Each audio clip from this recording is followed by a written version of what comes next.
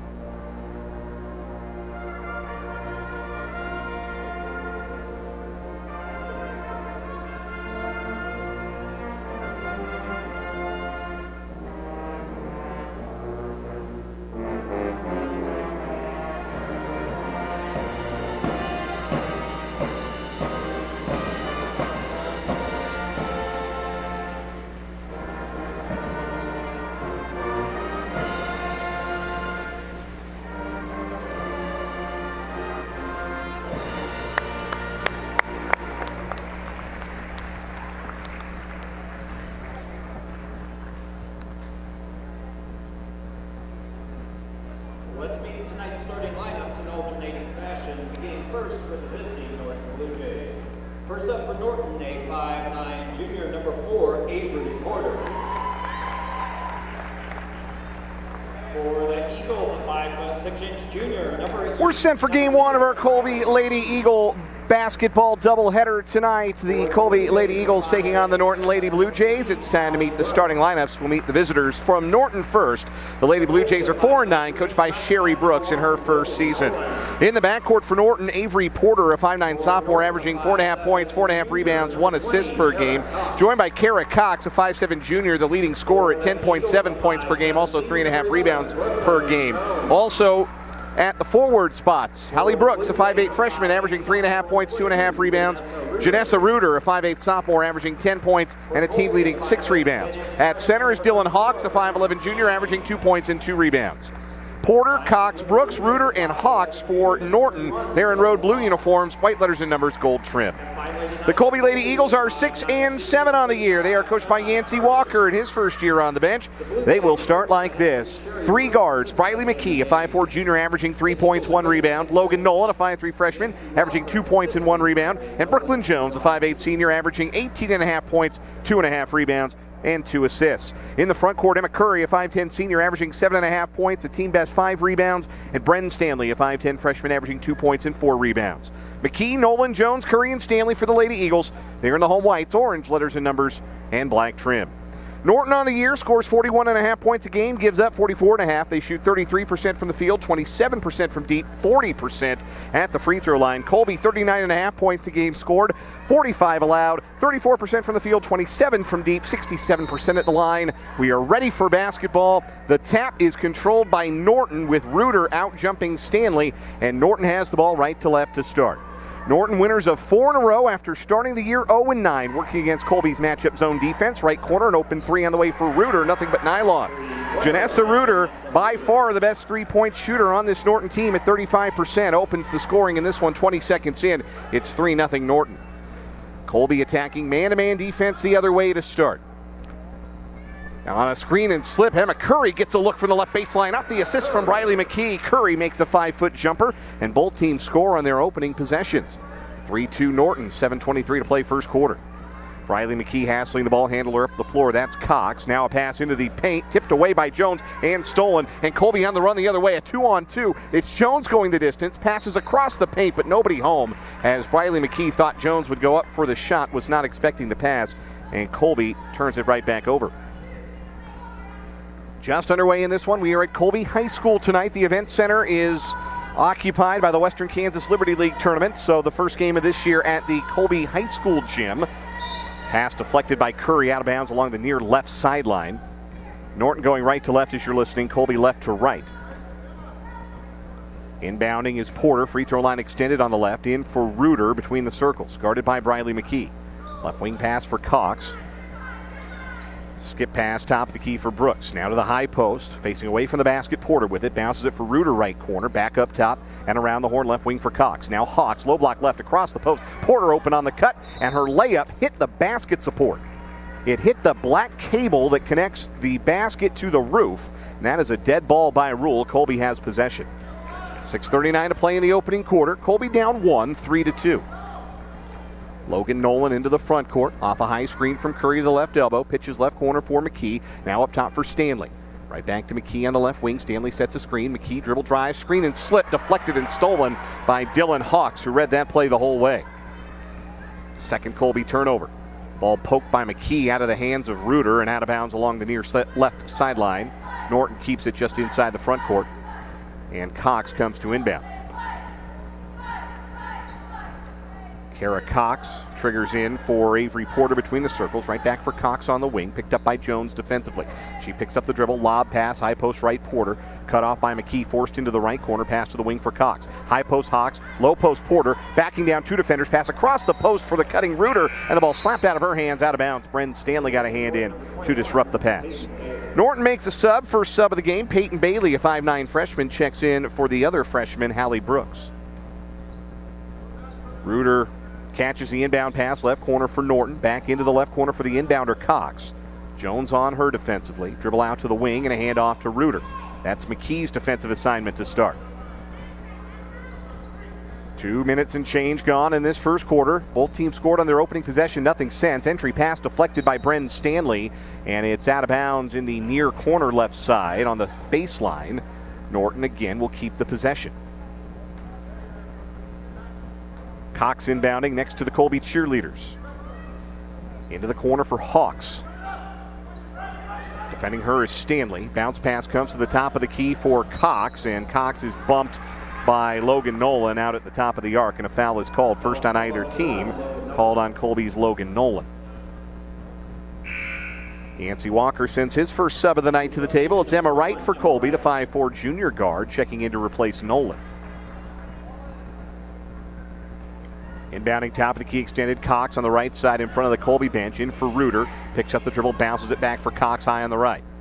Those two playing catch with bounce passes. Reuter lefty drive, pull up, contested jumper from the left baseline, misses, but a foul is called on the shot. Janessa Reuter goes to the free throw line. Foul called on Emma Curry, her first, team foul number 2. First trip to the line for Norton, who, as I mentioned, is just a 40% shooting team at the free throw line. Reuter, for her part, 53%.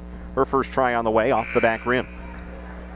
Sub for Colby, Anna Starbuck checking in. 5'10 sophomore replaces Emma Curry. Curry picking up the early foul, so Starbuck replaces her. Colby goes to the double post lineup of Starbuck and Stanley, both of whom are coming off of career highs in the Friday night win at Holcomb. Reuter splits the pair. She has all of Norton's points, and Norton has a 4-2 lead over Colby with 5:20 to play in the first quarter. Brooklyn Jones off a high screen. Driving kick, right corner. Emma Wright, an open three on the way. May have been partially blocked. It's short.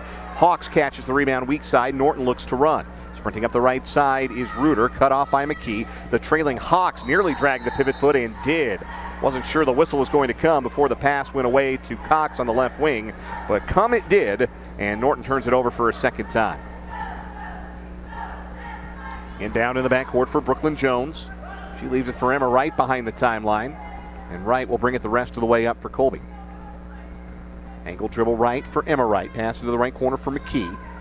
Stanley trying to post, being fronted by Hawks. On the back cut, ball thrown away. Starbuck was the intended receiver, but playing in front was Peyton Bailey to steal the pass. Third Colby turnover of the night already. Porter, right wing, free throw line extended, cut off on the baseline drive, pass to the high post, deflected away and stolen. It's Anna Starbuck, with that steal for Colby. 4.5 minutes to play in the first. Colby down 4-2. Brooklyn Jones off a high screen, fakes the three, slips it to Stanley on the right wing. Stanley puts it on the deck. Skip pass, left corner and open Brooklyn Jones. Three ball on the way. Rushed it, missed it long. Rebounded by Porter. Weak side for Norton. Outlet pass for Reuter. She slows it up on the right wing. Feeds a cutting Porter. Right back to Reuter for a spot up three. That's off the front rim. Rebound is loose. Cox runs it down. Left corner for Norton. Second chance here for the Lady Blue Jays. High post left Hawks, backdoor lob. Porter catches over a smaller defender and banks it up and in. First two for Avery Porter, and it's a 6-2 Norton lead halfway through quarter number 1.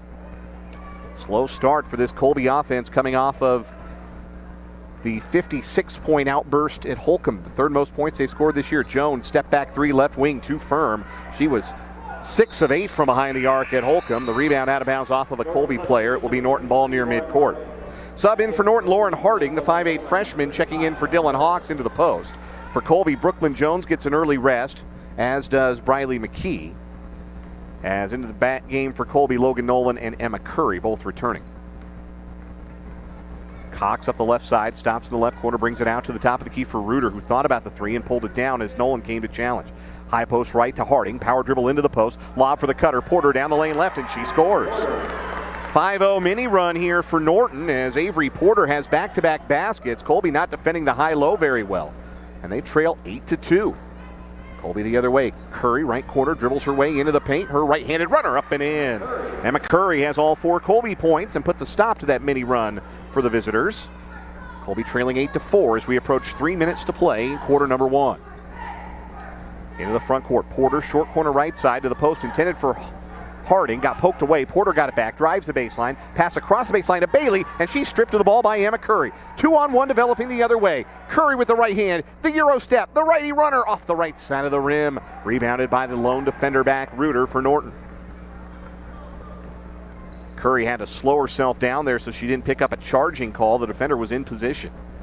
Norton ball in the front court. Cox to Porter on the flex cut down the right baseline. Pass across the lane to Reuter. 10-foot jumper on the way off the back rim. Got her own rebound on the left elbow. Reuter's floater into paint on the follow off the back rim, and it drops in. Norton right now out hustling Colby on both ends, and they have a 6-point lead to show for it. 10-4 Lady Blue Jays. 2:15 to play in the first. Nolan off a high screen. Top of the key for Stanley. She looks left and delivers to Emma Wright out on the wing. Off a screen, right into the paint. Kick out right wing. Curry has an open look from 3. Off the front rim, no. Long rebound tipped and run down by Stanley. Saving it inbounds to Curry. Curry drives the paint and is stripped. And Norton has a break the other way. A 2-on-1. Reuter with the trailer Porter. Reuter does it herself and floats it in with the right hand. 8 first quarter points for Janessa Reuter, the sophomore. And it's an 8-point Norton lead, 12-4. Colby looking a bit shell-shocked on their alternate home floor. With a minute 40 to go in this first quarter. Off a high screen, Logan Nolan to the left elbow. Bounce to the corner, kicked by Avery Porter. And Colby will keep possession. Sub in for Norton, Hallie Brooks back into the game. Brooks replaces Reuter. For Colby, Brooklyn Jones is back, replacing Bren Stanley. Emma Curry inbounding underneath, basket to her left, finds Jones deep left corner. She brings the dribble all the way out behind the volleyball line to reset the offense. Between the circles, a pass for Starbuck. She looks right in the triple threat, now uses the dribble, looks to drive with the left hand, beats 2 defenders, missed the layup, but drew the foul. Strong drive for Anna Starbuck, and she will head to the free throw line. Foul called on Avery Porter, her first, and the first on Norton in the half. Starbuck, 57% at the line. Coming off a career-high 9 points off the bench in the win over Holcomb Friday night. First free throw for Anna, nothing but nylon. Colby makes a sub. Janessa Cheney checks in for her first action. The 5'6 sophomore replaces Emma Wright in the Colby backcourt. Minute 20 to go, first quarter. Colby down 7. One more free throw coming for Starbuck. Up, in. And neither one of those hit rim for Anna Starbuck. Norton doubling up Colby, 12-6 here at Colby High School in quarter number 1. Porter into the front court, nearly stripped by Cheney, and was stripped, but the ball went out of bounds at the Colby sideline. And Norton gets to keep it. Porter inbounding along that sideline. Cox pops free and catches top of the key. Nolan on her. Lefty drive for Cox into the paint. Euro stepping into a defender. Lost the ball. Got it back. Shoots over 2 defenders. It's an air ball from the right baseline. And Curry with a strong rebound for Colby. Curry pressured in the backcourt. Needs a reinforcement. Finds Brooklyn Jones, who brings it the rest of the way up the right side of the floor as we go under 1 minute to play in the first quarter. Colby down by 6. Brooklyn Jones screen and roll. Starbuck down the lane on the right. The layup wouldn't stay down. The rebound fought for. Starbuck's got it. Spins. Kicks out up top. Jones fakes the 3. Drives into the paint. Right-handed runner up and in for Brooklyn Jones. That's Brooklyn's first 2. She's now up to 1,009 career points, and Colby within 4 at 12-8. 30 seconds to play in the opening quarter. Spinning is Cox, right wing. Pass up top for Porter. High post left, facing away from the basket. Bailey catches. To the left wing for Cox, a contested three up. Off the back rim, long rebound, run down by Logan Nolan for Colby. 18 seconds, Colby can take the final shot of the quarter and get back within one possession after trailing by as many as 8 in this quarter.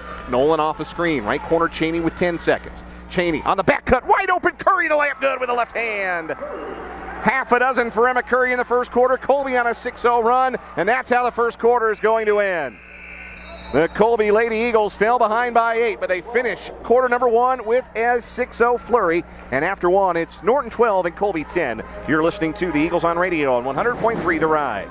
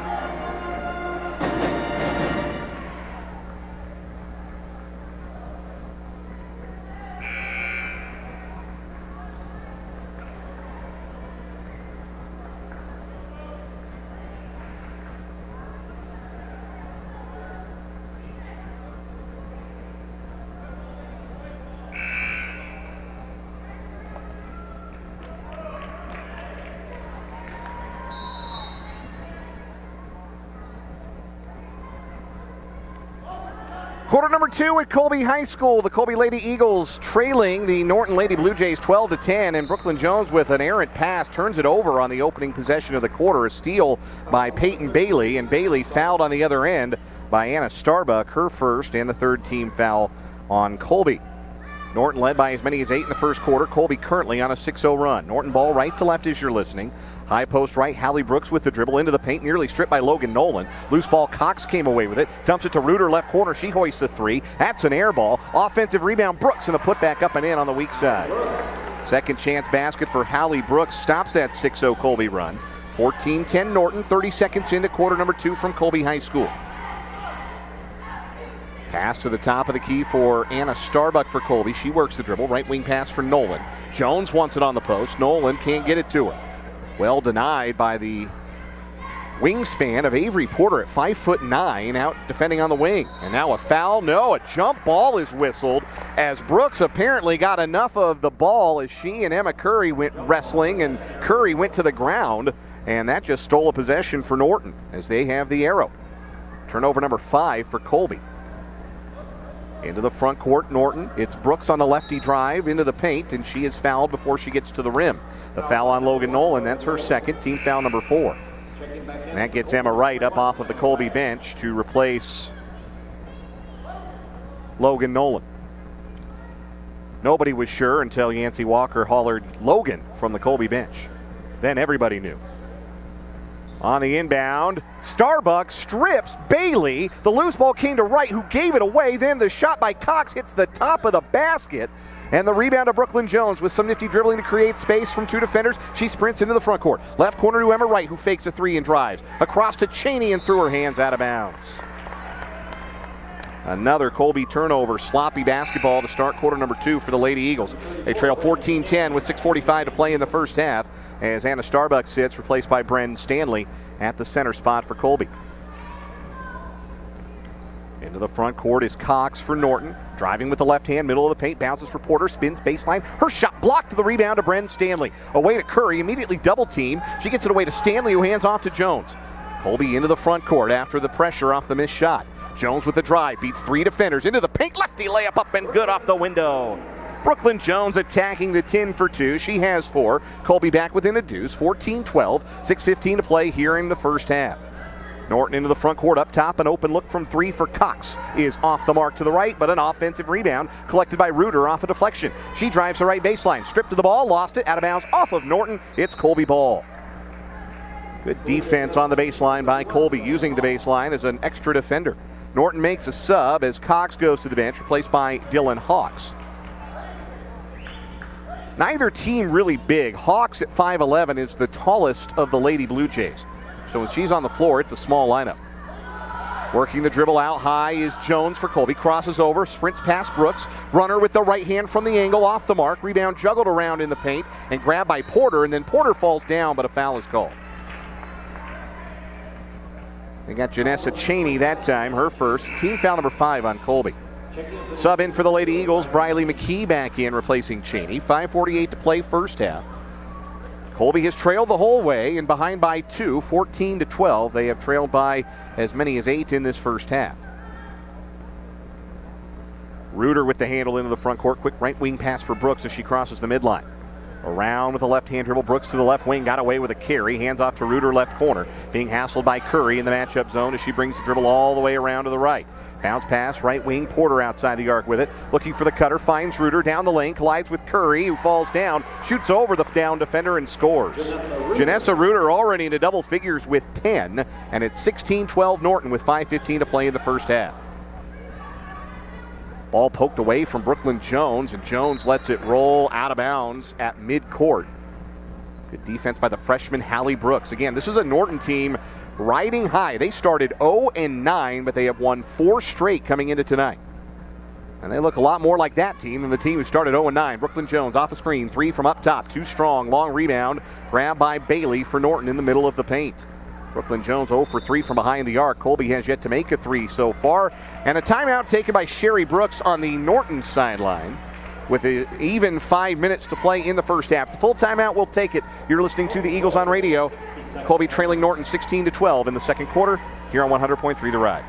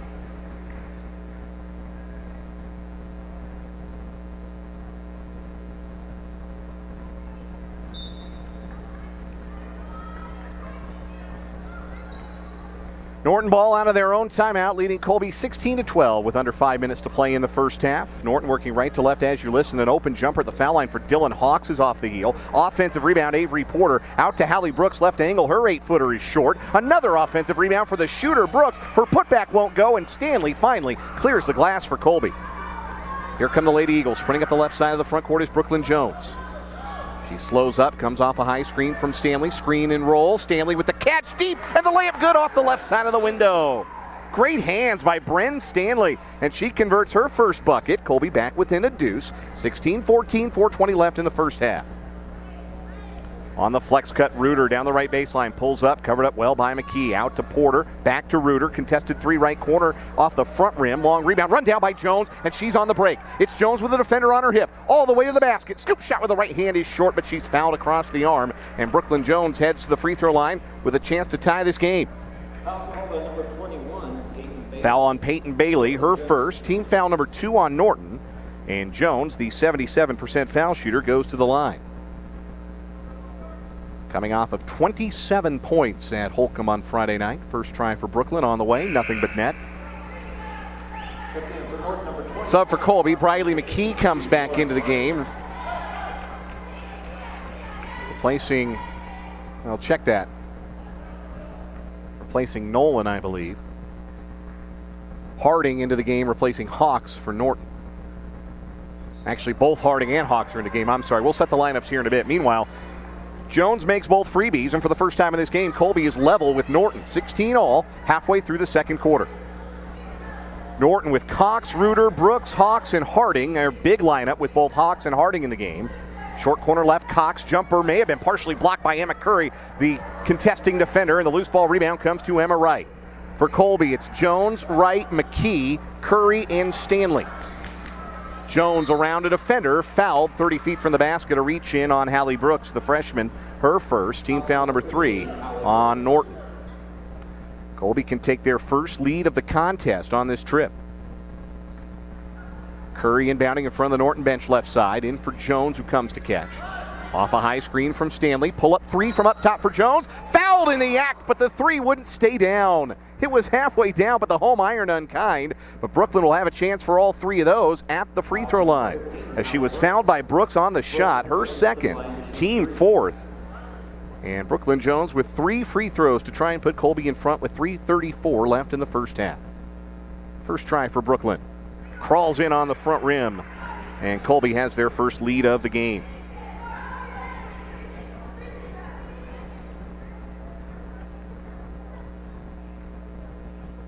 Second of 3 on the way for Brooklyn. That one snaps the nylon. Sub into the game for Norton. First action for Ella Clark, a 5'3 freshman replacing Brooks. Norton's rotation has been shortened in recent weeks. Both Mackenzie Clydesdale and Olivia Miller, a couple of important reserves, have been lost for the season with ACL injuries within the last 2 weeks. Jones makes all 3 at the line. Colby is a team a perfect 7 of 7 from the stripe so far, and they lead for the first time 19-16 with 3.5 minutes to play in the first half. Norton in the front court, Clark high right, lefty drive into the paint she goes, dumps it across short left to Hawks, who fakes, drives, bank shot too strong off the front rim and the square, and no. Rebounded by Stanley for Colby. Chance to build on the lead here for the Lady Eagles. A crossover by Jones out near midcourt. Driving with the left hand into the paint. Right hand leaner from 5 feet. Didn't get the bounce. Rebounded by Hawks for Norton. Sprinting up the right side, Reuter into the front court. McKee hustles to get in front of Reuter. Reuter accelerates. Dumps it into the right corner for Clark. To the foul line. Hawks is open. 15-foot jumper from there. Nothing but net. First 2 for Dylan Hawks, who averages 2 a game, showing off the mid-range. Colby forgot to guard her and paid the price. Colby lead down to 1. 19-18, 2:40 to play first half. Jones into the front court, angles right, screen and slip. Curry, top of the key, with space for 3. Off the back rim, big bounce on the board. McKee's got it for Colby. To Jones' right wing, she reloads for 3. That one in and out, no. And the rebound ping-pongs around before it's snared by Cox in the middle of the paint for Norton. Chance for Norton to get the lead back on this trip. Cox spinning, stops top of the key. To Hawks at the foul line. She drives and kicks. Right wing Reuter. A 3-ball on the way for Reuter is good. Janessa Reuter with her second 3. She has 13 in the first half. And 5 straight points for Norton. Have them back in front by 2. 21-19 with 2:05 left in the first half. Jones with a dribble off a high screen from Curry. Crosses over, spinning on Harding, kicks right corner. Emma Wright is open long 2. That's too strong. Rebound, volleyballed around, and grabbed by Cox. Another one and done. Colby having some trouble on the offensive glass. Norton sets their offense. Short corner left, it's Clark. One dribble out to the wing for Cox. She puts it on the deck. Around to the top of the key, spins to her left, jumper at the foul line, blocked by Curry, rebounded by Stanley. I think that's the second block of the night for Emma Curry. 90 seconds to play first half. Colby with the ball down by 2. Emma Wright brings it ahead. Around to the right with the dribble, and she is fouled on a reach-in by Cox as she tried to pass into the right corner. That's Cox's first foul, team foul number 5 on Norton. 2 subs for Norton, Porter and Bailey returning to the game, replacing Harding and Clark. Colby sends in 3 fresh bodies. Jones to the bench along with McKee and Stanley. Starbuck into the post, and Nolan and Cheney check in. Inbound, nearly stolen by Reuter. Nolan catches the deflection. It's Logan Nolan with the dribble out near midcourt. High screen from Curry. Nolan goes left, passes to Cheney on the left angle. High screen from Starbuck. Cheney back to Nolan, deflected again by Reuter. Nolan runs down the loose ball near the midline. Nolan to Cheney, high on the left. Screen coming. Cheney, stripped by Reuter. There's the steal that Reuter was gambling for, and she got it. She has the breakaway, and she's fouled on the layup attempt from behind. She slowed up just enough to allow Cheney to catch up, and Cheney gives the foul her second. Team foul number 6 on the Lady Eagles.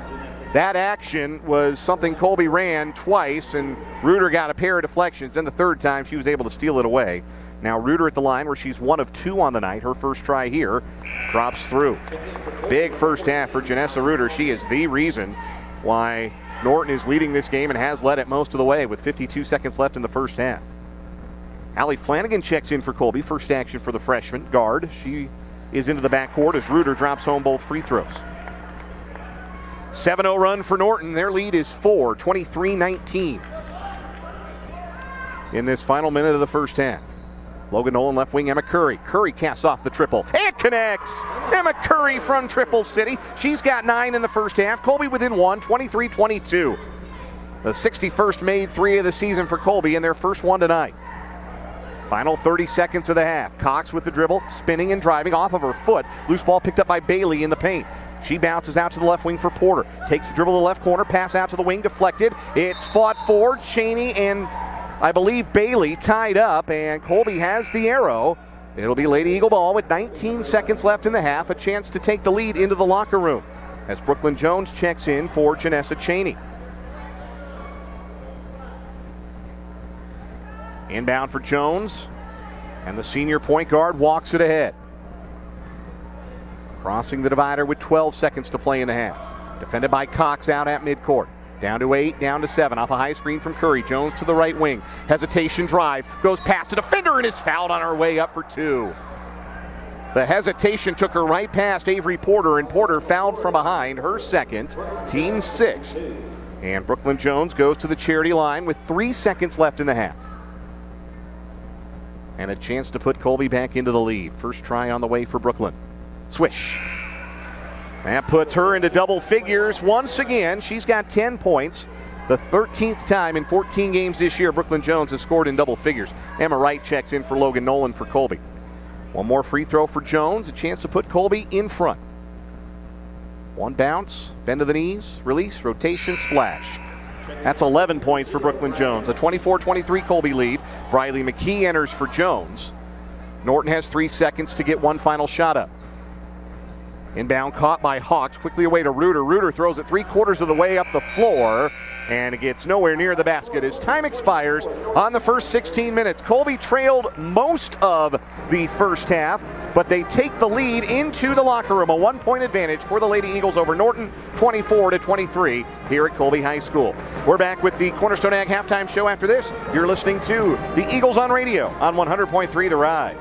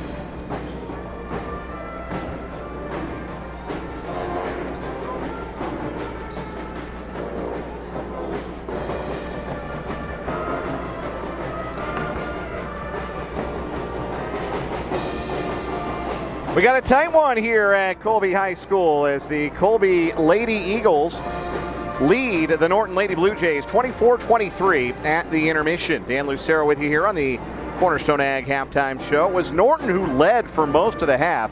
They opened the scoring on their opening possession on a Janessa Reuter three-pointer and did not trail for the entire first quarter. In fact, pushing to as many as 8 points ahead at 12-4 before Colby closed the first quarter on a 6-0 run. They trailed by just 12-10 at the end of the first quarter. Norton built that lead back to 4 points on two separate occasions before Colby went on a 7-0 run. Brooklyn Jones fouled, shooting a three-pointer, knocked down all three charity tosses to give Colby their first lead of the contest at 19-16. Norton had an answer, coming back and taking the lead back on another Reuter three-ball, part of a 7-0 run that gave them a 4-point edge at 23-19. But then Colby got a three from Emma Curry, their first and only made three of the half. And then in the final seconds of the half, Brooklyn Jones made two more free throws to put Colby in front by one, 24-23.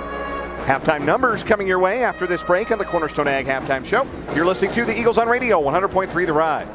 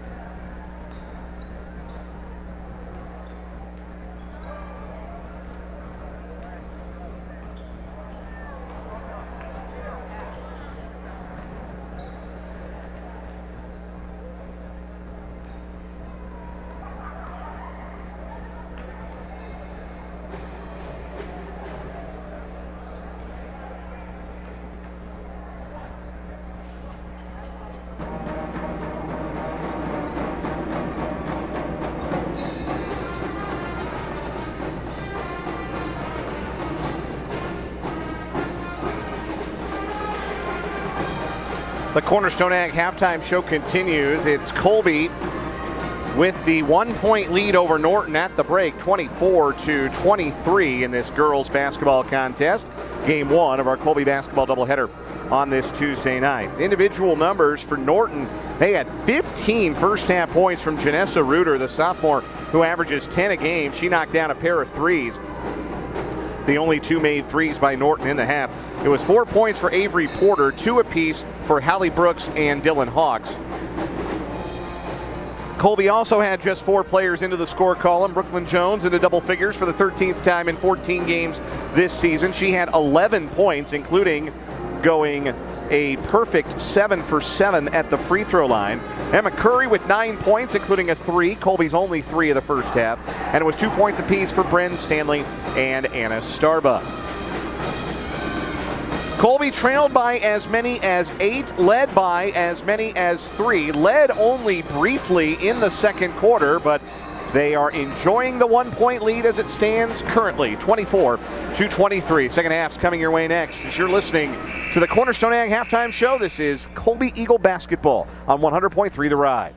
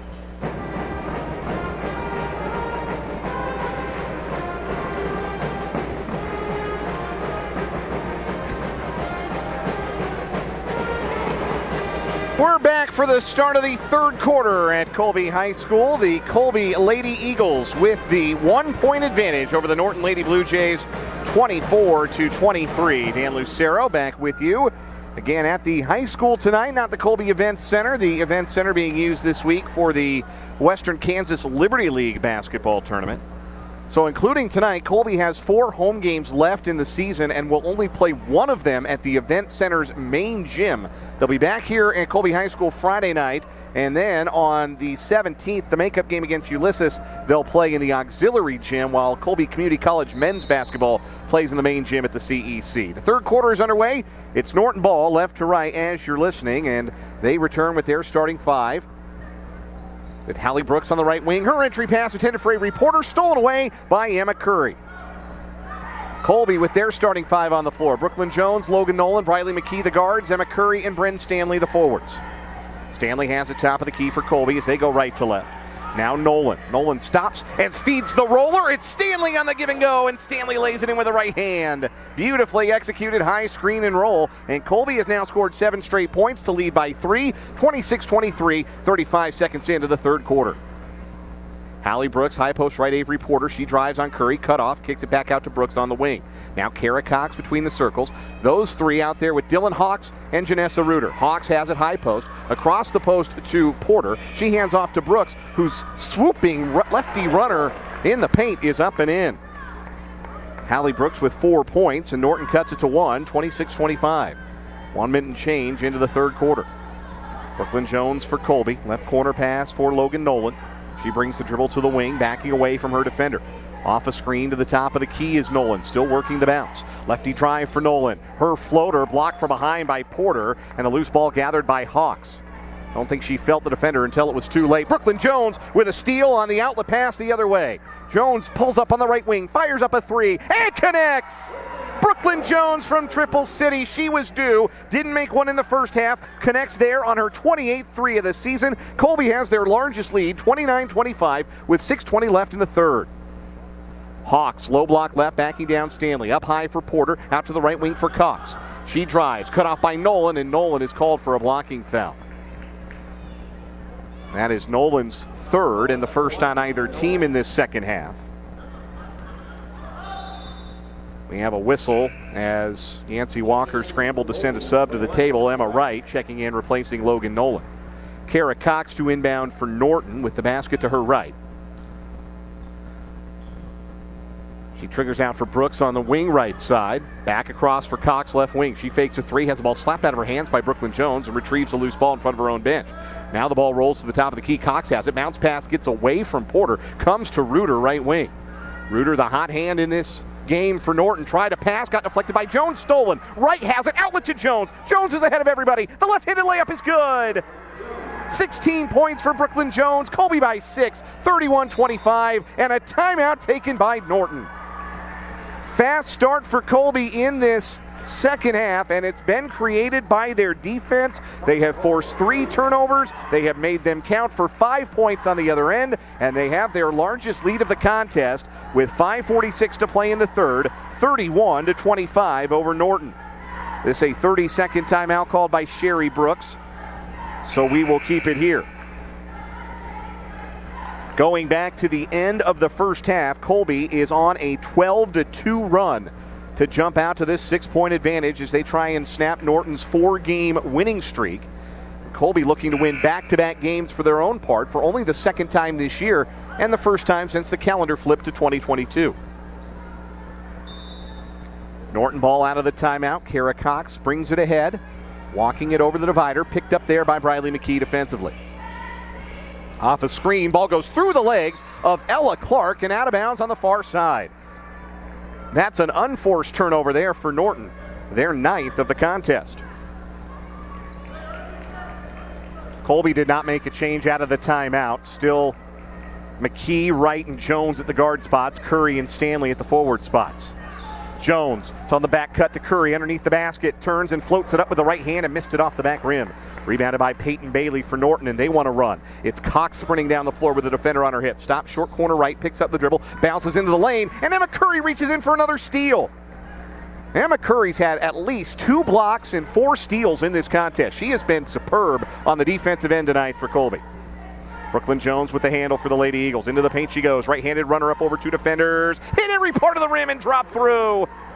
18 points for Brooklyn Jones. Colby by 8, 33-25 with 4:50 to play in the third. Pass to the high post for Norton on the right wing. That is Avery Porter. Into the low post for Bailey, guarded by Curry. She drives on Curry, shoots over Curry, banks it home and draws the foul. Tough finish by Peyton Bailey. That's her first basket off of the Norton bench, and Curry picks up her second personal. Team foul number 2.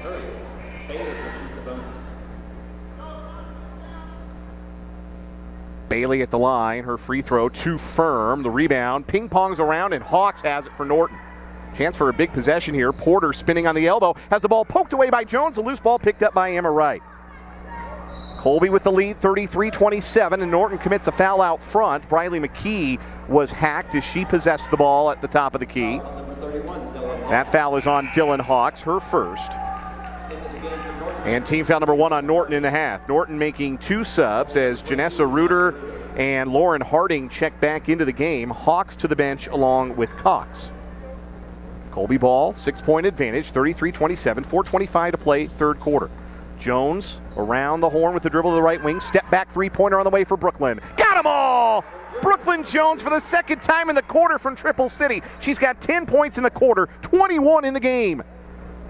36-27, Lady Eagles by 9, 4:10 to play in the third. Porter right wing, off a high screen, pass into the post, deflected away from Harding by Stanley. Loose ball to McKee, outlet to Jones. Jones with the defender chasing. The left-handed layup, no. Rebounded by Emma Wright, the putback good. Emma Wright with the second chance bucket in transition for Colby. Her first 2, and the Lady Eagles are up 11, 38-27. They are dominating this third quarter so far. 3:45 to play in the third. Harding, turnaround bank shot from the left baseline is up and good. Lauren Harding quieting the Colby crowd for a moment with her first 2. 38-29 Lady Eagles, 3.5 minutes to play in the third. Jones off a high screen to the top of the key for Curry. Turnaround jumper, right elbow, too strong. Offensive rebound to Stanley. She hands off to McKee. McKee nearly lost it, kicks it out to Curry. Curry up top, reloads for 3. That's an air ball. Stanley trying to save the rebound and did, but threw it to Porter, and then Porter is fouled by Briley McKee trying to turn up the court. McKee's first, team foul number 3. Eagle substitutions, number 1, Logan Nolan, number 25, Janessa Cheney, and number 33. Colby makes 3 subs. Jones goes to the bench along with McKee and Stanley. Janessa Cheney is in for the first time in the half along with Anna Starbuck, and Logan Nolan checks back in as well. 9-point Colby advantage. Ella Clark right wing for Norton. Now it's down low with Harding. Turnaround 5-foot jumper up and in, and Lauren Harding has back-to-back buckets for Norton off of their bench. Cuts the Colby lead down to 7 with 2:55 left in the third. 38-31. Colby the other way. Cheney right wing up top for Starbuck. Left wing for Wright. Off a screen, Emma Wright to the foul line. Bounce pass underneath. Curry posting up. Double team. Tried to throw it into the corner. Deflected. Cheney runs it down. Right back to Curry. Dribbles into the paint. Shoots from 5. Left it short. Rebounded by Bailey, and Norton wants to run. Into the front court is Reuter for Norton. Ball poked away by Cheney at midcourt. Diving for it is Cheney. Poked it away again. And the loose ball picked up by Reuter in the backcourt. Ahead to Porter. And we have a whistle, and Norton wants a timeout.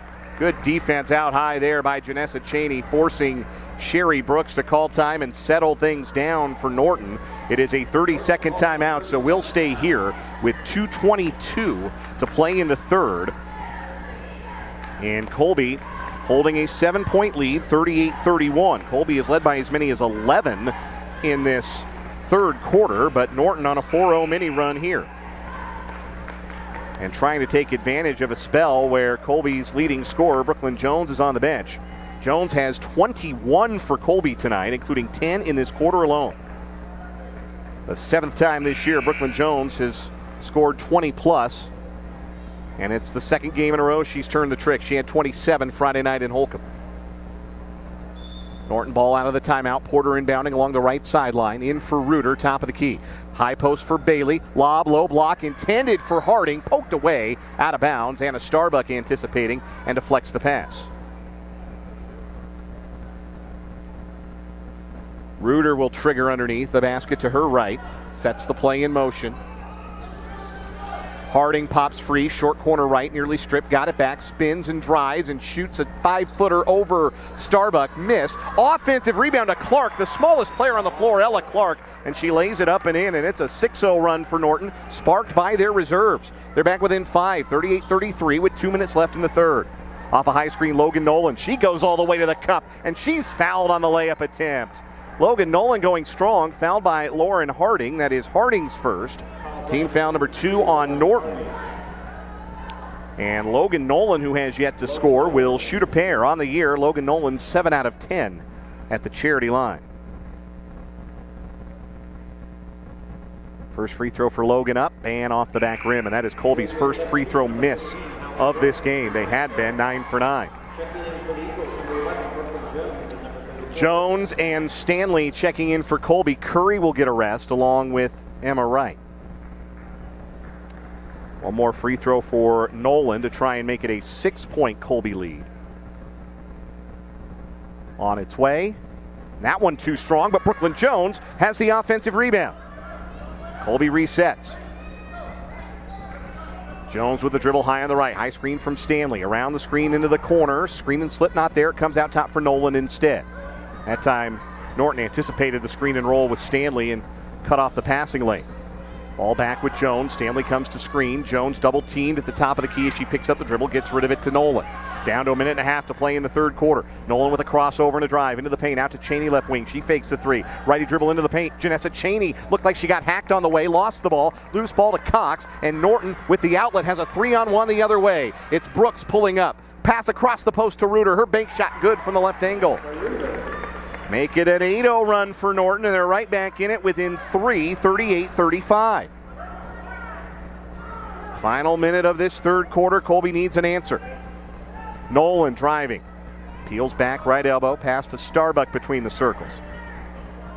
On the drive is Starbuck into the right corner for Nolan. She penetrates with the left hand. Her runner swatted by Porter, and now a foul called on Brooklyn Jones, trying to poke the ball away and prevent Norton from another run out. Jones is first. Team foul number 4 on Colby.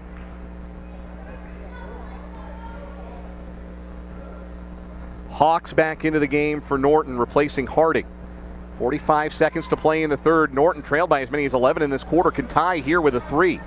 Colby had an 11-point third quarter lead against Holcomb. That disappeared in a game that went overtime. Here on the drive, it's Porter from the left angle. A fall-away jumper is up and in.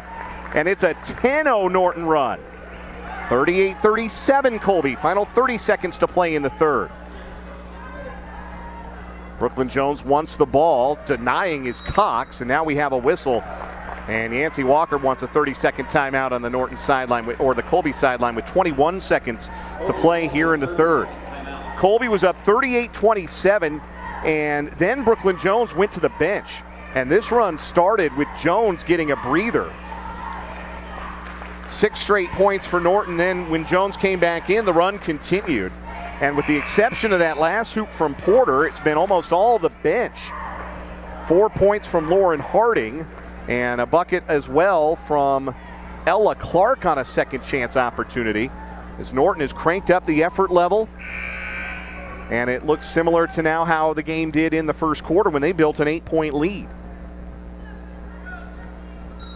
Colby by 1, 38-37. They set up a play on the inbound at midcourt. It comes into Jones. Janessa Cheney lost her glasses, able to go pick them up and put them back on. Down to 15 seconds. Jones off a high screen. Lefty drive. Into the paint she goes. Jones, righty runner, left it short. Rebound, Starbuck, put back, wouldn't stay down. Rebound out of bounds. Last touch by Norton with 7 seconds left in the quarter. 2 good looks, but neither would stay down. And Colby makes a pair of subs as Emma Curry and Briley McKee go to the table. Stanley and Cheney come out. Jones inbounding, basket to her right. Quickly in for McKee. Right back into the post for Jones. Double team. She spins, shoots over the defenders, and gets it to fall with 1 second left in the quarter. Colby's lead is back to 3 as the time expires. We head to the fourth with Colby on top of Norton, 40-37. You're listening to the Eagles on Radio, 100.3 The Ride, KRDQ Colby.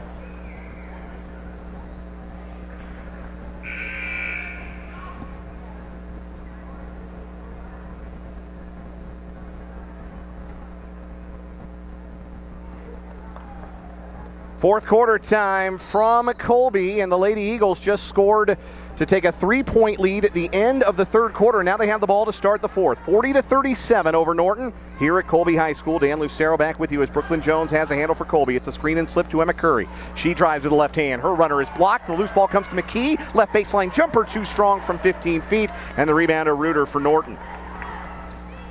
Here come the Lady Blue Jays. Colby led that third quarter at 38-27. Norton went on a 10-0 run to get back within one. Reuter takes the dribble to the right corner, stops there. Nolan on her defensively. Right wing pass for Hallie Brooks. Brooks pass into the post, deflected, stolen away. Anna Starbuck with the theft. Colby looking to run the other way. Jones spinning through three defenders to Curry left wing. Left corner for McKee. She drives in. Her leaner off the glass is short, and a foul called on Starbuck on the rebound over the back. That's Anna Starbuck's second, team foul number 5 on Colby in the half. Brooklyn Jones with 23 points to lead the way for Colby. Emma Curry with 9. Norton has 17 points from Janessa Reuter, who brings the ball over the timeline here for the blue-clad Blue Jays. Angle dribble right. She is chased by McKee. Pass to the high post, stolen away. It's Anna Starbuck again. Starbuck on the break, all the way. The layup partially blocked from behind and missed, but Jones is there for the loose change, and she banks it in. 25 points for Brooklyn Jones. Colby by 5, 42-37. A minute and change gone in the fourth. And another near steal, this time by Briley McKee, batting the ball away from Kara Cox out of bounds. Norton makes a sub. Peyton Bailey checks in. Dylan Hawks to the bench. Colby cranking up the defensive pressure and the steals and taking advantage of the run out. That's how they got rolling in the start of the third quarter to take that 11-point lead. Cox, right hand dribble. Steps back, short corner right, kick out to Brooks, who fakes a 3, steps in for a 2 from the foul line. Swish. Hallie Brooks with half a dozen for Norton. They're back within 3 at 42-39. Norton, a good shooting team. Their numbers wouldn't suggest it, but tonight they have been very comfortable in the mid-range. Colby ball with a 3-point edge. Brooklyn Jones left wing with the dribble. Top of the key for Anna Starbuck. Starbuck to the post. Emma Curry backing down right baseline. Head fake, layup up and no good. Rebound to Bailey for Norton, boxing out Starbuck. Outlet ahead to Reuter. Reuter down the left side, leans into a defender and floats it up and home. As the defender Nolan was late getting to the spot. 19 for Reuter. It's a 1-point game again. 42-41 Colby. 5:55 left in the fourth. Jones into the front court. Cox defending. Off a high screen, Jones with the left hand. Backs up outside the arc on the left. Now a crossover to the left hand. Into the paint she goes. Euro stepping through the contact. The finger roll miss. The foul called on Norton before the shot. It's on Avery Porter, the help defender, her third. Team foul number 3 on the Lady Blue Jays. Colby makes a sub. Emma Wright checks in. Briley McKee to the bench. Curry to inbound. Basket to her left underneath. Curry in for Jones on the post. Banks it up and in from the right block. Jones using her size and her physicality to get position on the block and score. 44-41 Colby. Brooklyn Jones with 27 points with 5:30 to go in regulation. Pass to the high post. Curry got there first to poke it away. Loose ball to Porter. Now Bailey driving left angle into a double team. Nearly stripped. We have a whistle and a reach in. Foul called on Colby. Foul's on number 35. It's on Curry, her third, and the next foul will put Norton at the line. The Lady Jays in the bonus. Brooklyn Jones to the bench. I can't imagine this will be a long rest for her as Bren Stanley checks in with 5:21 left. Cox to inbound. Throws it right to Emma Curry. A steal. Turnover number 15 for Norton tonight. Colby with the ball on a 3-point edge. Nolan driving with the right hand. Into the corner. Curry can't handle it. It's out of bounds. Turnover number 8 for Colby, by my accounting, the first of the half. Sub for Norton, Ella Clark checking in, replacing Kara Cox. How long does Yancey Walker keep Brooklyn Jones on the bench here? With a 3-point lead and 5:09 to play. Jones with 27 of Colby's 44 points. Also in for Norton is Lauren Harding, checking in, replacing Hallie Brooks. Janessa Reuter, the high scorer for Norton tonight with 19 points, brings the ball into the front court, gives to Clark left wing. Curry on her. Clark gets around Curry. Right-handed runner off glass, misses, but a foul is called on the shot. Ella Clark's going to the line, and Norton's in the bonus. That was Bren Stanley too aggressive with the closeout. No need to be. Clark was out of control shooting that ball. It hit wildly off the glass. But now Clark a chance at the line where she is just a 15% shooter this season. A rainbow free throw rattles out, no good.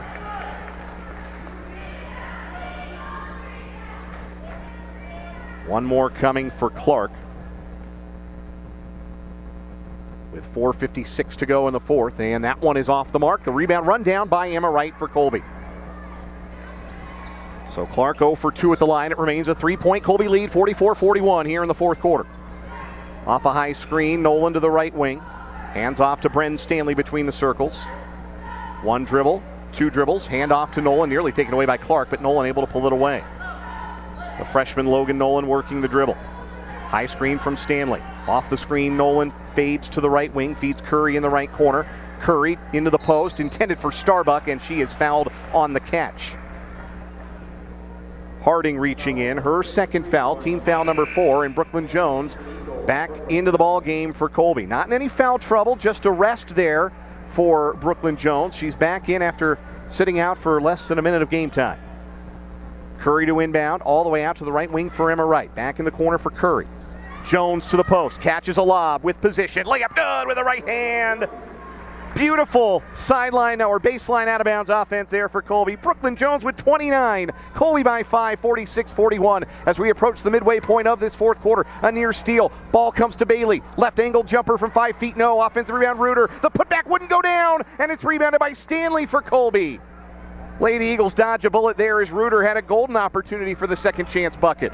Instead, it remains a 5-point Lady Eagle lead. And a foul called at the other end as a defender ran through Emma Curry's screen. That was Ella Clark committing the personal, her first. Team foul number 5 on Norton.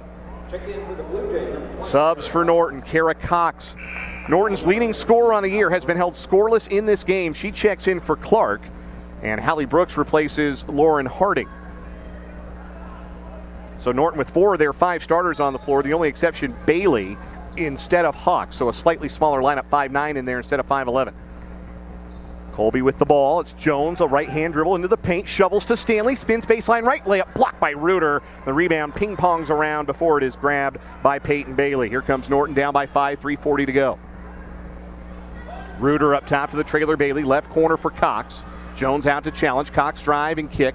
Left wing Bailey. She drives and pushes a pass to Brooks, who fumbles. Gets it back out to Cox on the wing. Cox, a lefty dribble, spinning now to her right. Shoots over to defender. Good defense by Emma Wright to force the miss short. And Brooklyn Jones has the board. 3:20 to go. Colby by 5, 46-41. Trying to earn back-to-back victories for the first time in the calendar year 2022. And just the second time this season.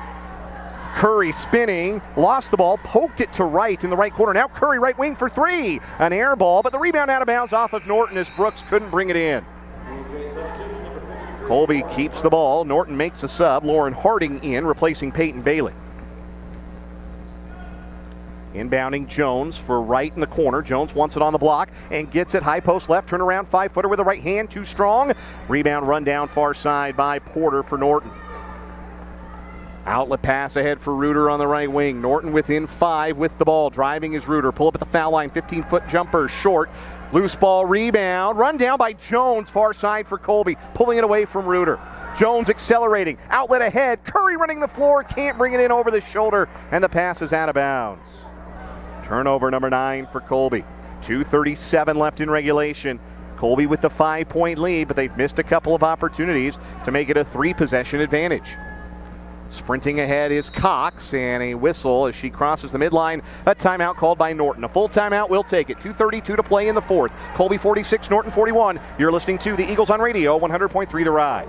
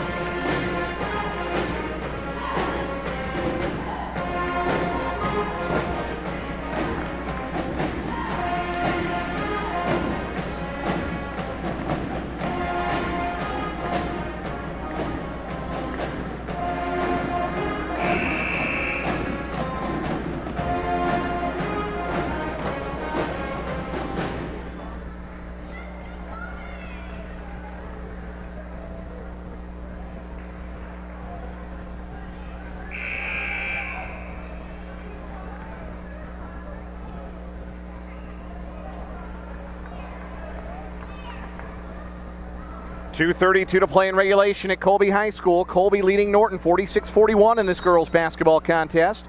Norton with the ball out of the timeout, the inbound to Janessa Reuter.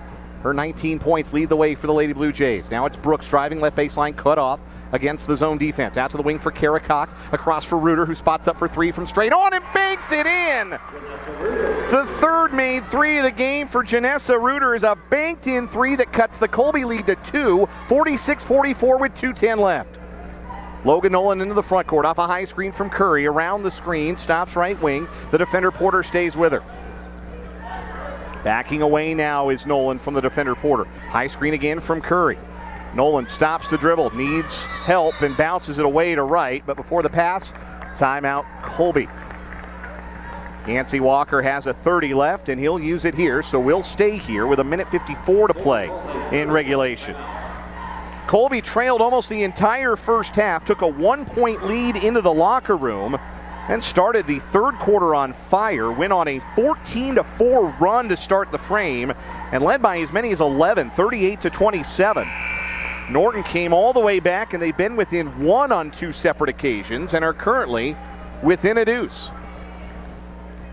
But Colby has the possession, and you have to imagine they're going to draw something up for Brooklyn Jones, who has 29 of Colby's 46 points in this one. Just 1 point shy of her third 30-plus point game of the season.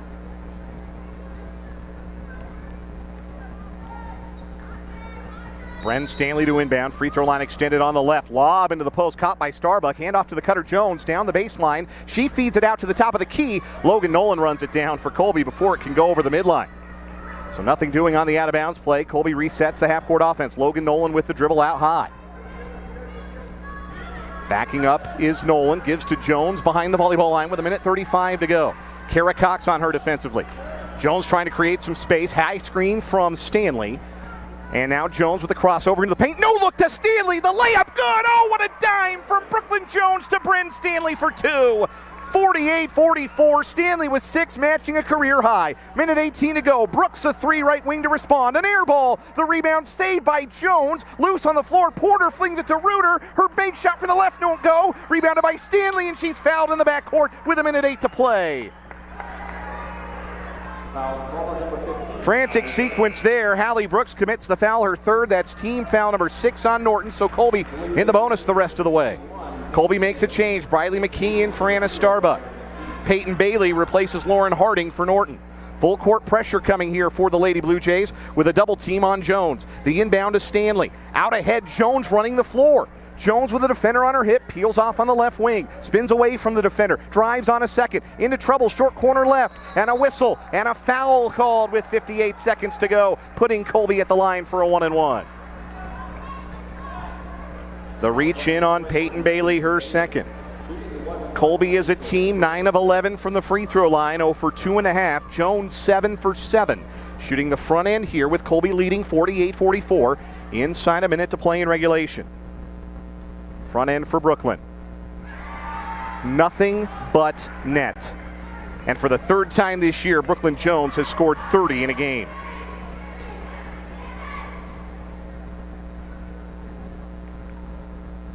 One more coming for Brooklyn. She hits both. 31 for Jones, 6-point Colby lead, 50-44 with 58 seconds left. And Colby makes a sub. Janessa Cheney replacing Briley McKee. Inbound to Cox, right back to Reuter. She brings it ahead for Norton. Cross over to the left hand as she crosses the midline. Cheney with her the whole way. And now Sherry Brooks calls her final timeout. We'll take it with 53 seconds left. Colby 50, Norton 44. You're listening to the Eagles on radio on 100.3 The Ride. Norton calls a 60-second timeout.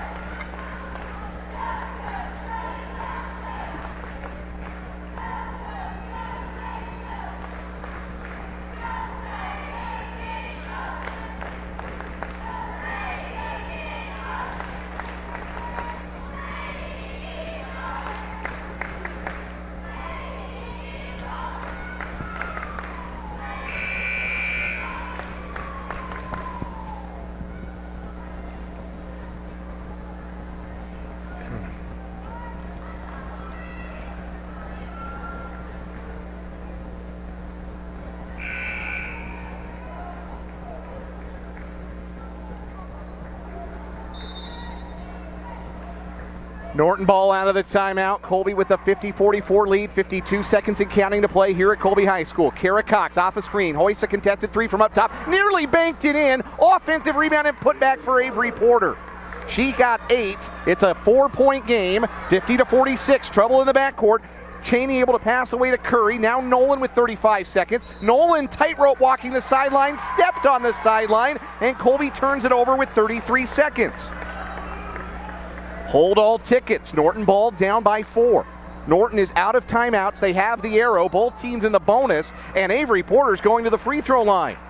Logan Nolan trying to fight through a screen, tackled Porter, and Nolan is called for her 4th personal foul, team foul number 8. Avery Porter going to the line on the year, 30%. Norton is a team 3 of 7 at the line in the game, 0 for 3 in the half. Front end of the 1-and-1 for Porter. Short, rebound fought for. Starbuck has it for Colby, and we have a whistle and a jump ball as Bailey tied her up, and Norton has the arrow. Another chance for Norton to make it a 1-possession game. 29 seconds to go. Colby 50, Norton 46. Reuter inbounding, hoop to her right. Long pass deflected by Curry away from Cox, out of bounds at midcourt. Norton keeps it, 26 seconds. And McCurry's got about 4 or 5 steals and about that many deflections tonight as well. She's played a whale of a defensive game. Inbounding at midcourt is Porter. Finds Reuter. Out to chase her is Nolan. Reuter to Cox, top of the key. Jones out to challenge her. Jones called for a reach-in foul with 22 seconds left. Team foul number 9. Another 1-and-1 coming for Norton. Kara Cox on the year, a 58% foul shooter. Front end for Cox. Line drive straight through the net. Makes it a 3-point game. Before the second free throw, Yancey Walker wants a timeout. It is a full timeout. We will keep it here. Colby has 2 more of those in their back pocket. Colby calls a 60-second timeout. We'll stay here with 22 seconds remaining in regulation. Colby is led by as many as 11 in this second half, and they've led for the entirety of the second half. But having some trouble bringing in the plane for a landing, as Norton got a second chance basket, then a Colby turnover, then after a missed free throw, Norton forced a tie-up and had the arrow. Colby, of course, has the arrow now. I mentioned that both teams were in the bonus. That remains true, except for now, following this free throw sequence for Norton. Any foul by Colby will put the Lady Blue Jays at the line for 2 free throws in the double bonus.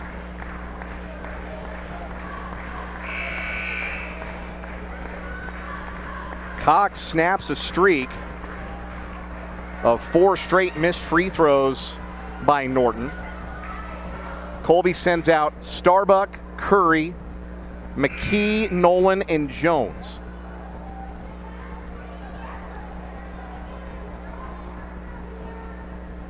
Second free throw coming for Cox, and she got them both. Her first 2 points of the game as Norton's leading scorer. 22 seconds left, 2-point game, and a near steal on the inbound. The ball is out of bounds, and it goes over to Norton. It goes out of bounds, so Norton a chance to tie or take the lead with 19 seconds left, as Colby has made an absolute mess of this final minute of regulation. Colby makes subs. Emma Wright and Bren Stanley check in for Nolan and Starbuck. Inbounding right sideline is Porter. In for Cox. On the right wing, bounce pass Reuter, top of the key for 3 in the lead.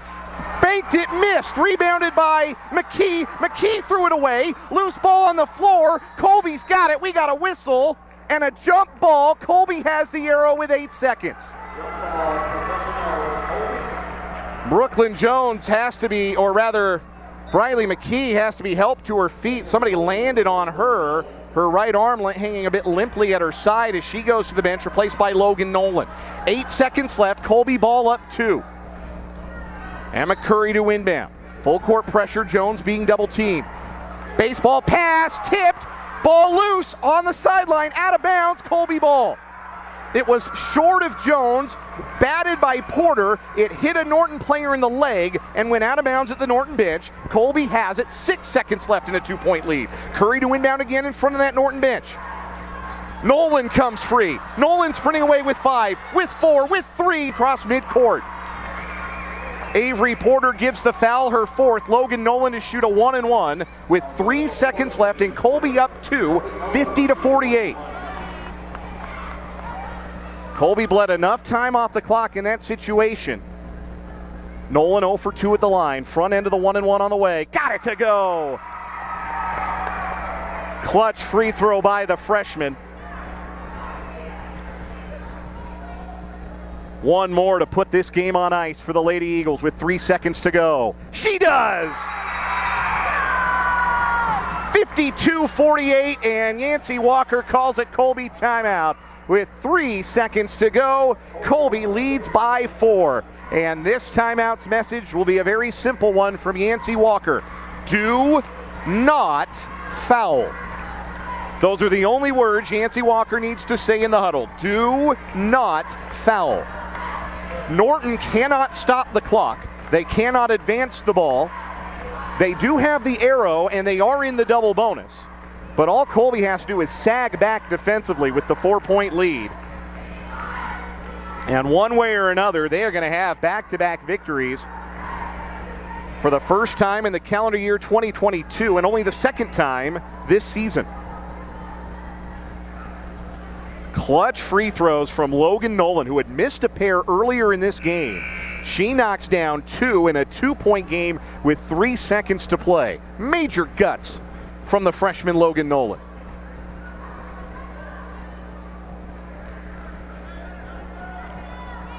Colby has all 5 defenders underneath their own basket.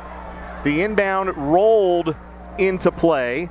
Janessa Reuter jogs alongside, picks it up 35 feet out with 2 with 1. Reuter shoots an open 3 right wing, hits it as time expires, but all that does is make the final score look nicer. Colby holds on for the win, 52-51. They put a halt to Norton's 4-game winning streak and start a 2-game winning streak of their own. Just the second time this year that the Lady Eagles have won back-to-back games. And it also improves Colby's record to 500. They are 7-7 with the win. Norton drops to 4-10 with the loss. The Farmers and Merchants Bank postgame show is coming up next. You've been listening to the Eagles on Radio, 100.3 The Ride.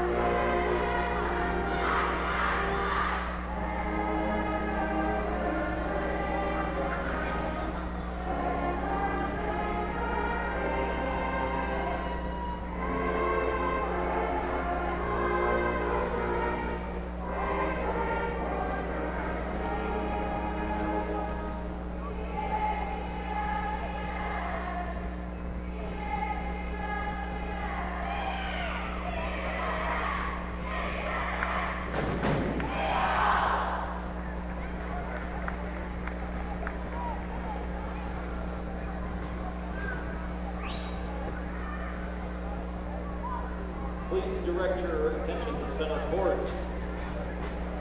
Ladies and gentlemen, we have Shriners with us tonight to extend an official invitation to Ian Rosales.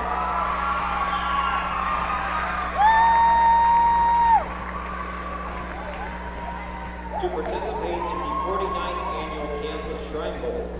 The selection was the result of media voting and coaches' selections. This Shrine Bowl invitation will bring honor and recognition to the participant, his team, his coaches, his school, and his community. The 2022 Kansas Shrine Bowl will take place Saturday, July 23rd at 7 p.m. in Pittsburgh. All proceeds of Shrine Bowl events benefit Shriner Hospitals for Children, now known as Shriners Children's. Shriners Children's changes lives by caring for our patients, conducting research to gain knowledge and develop new treatments, and providing educational opportunities for physicians and other healthcare professionals. Children up to the age of 18 are eligible for care and receive all services in a family-centered environment, regardless of the patient's ability to pay. Other Shrine Bowl events include the Kansas Masonic All-State Marching Band Camp, Kansas Kansas Shrine Bowl All-Star Cheer Camp, Golf Tournament, and Parade. The football game will be televised statewide and streamed worldwide. For complete event information, please visit www.kansasshrinebowl.com. Thank you, Shriners, and congratulations to Ian Rosales.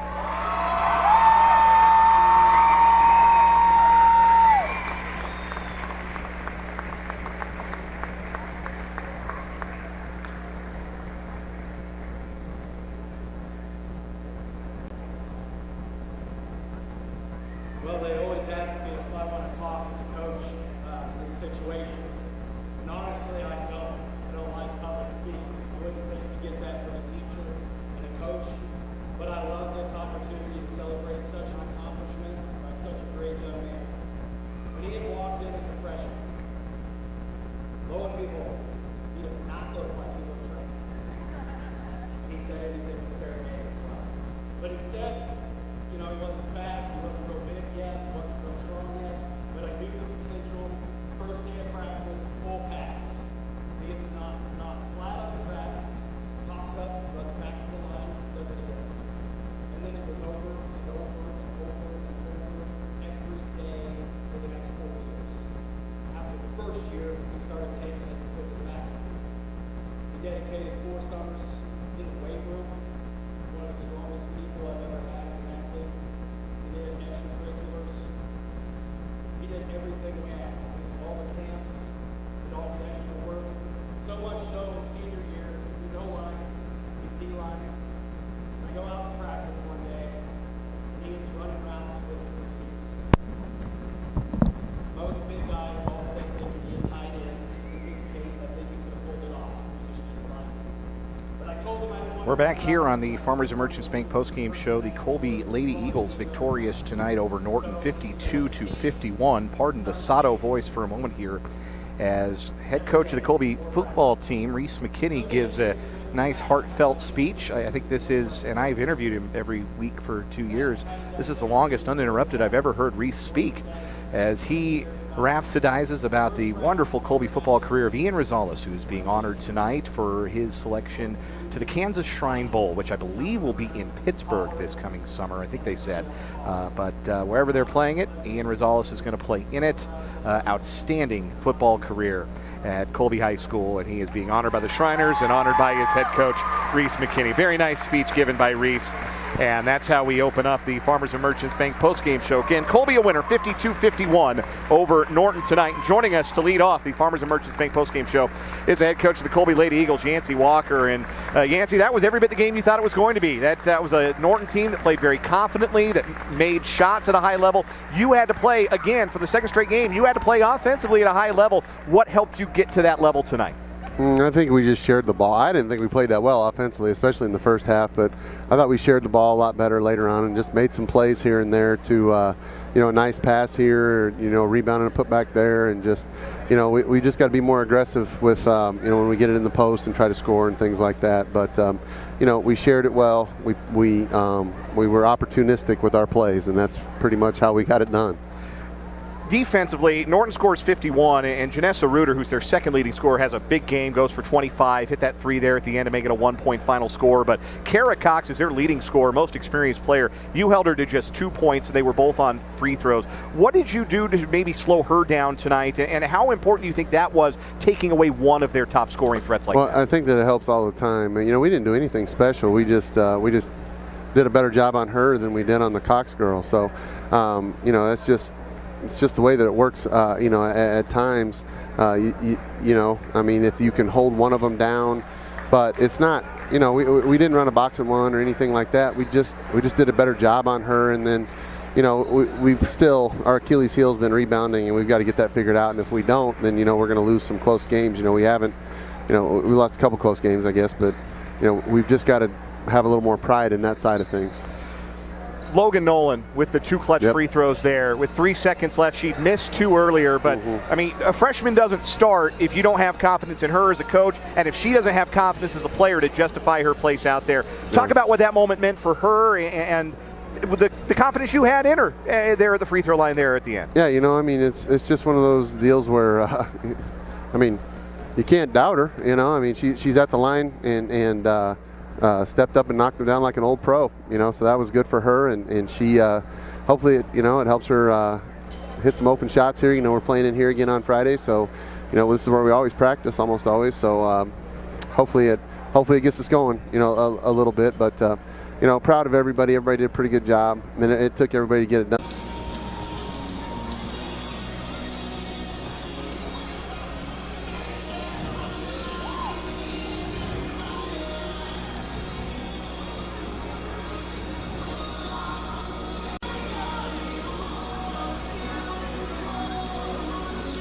Creighton on 11. Stop it.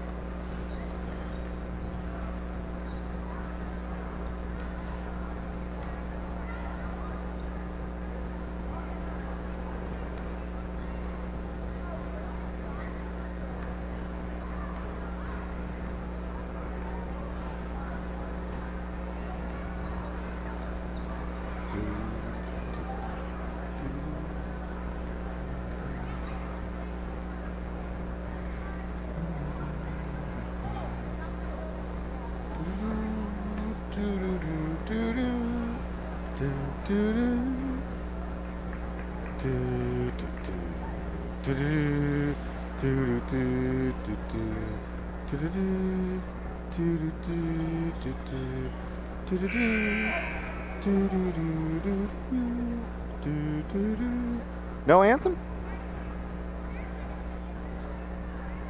No, we doing an anthem, aren't we?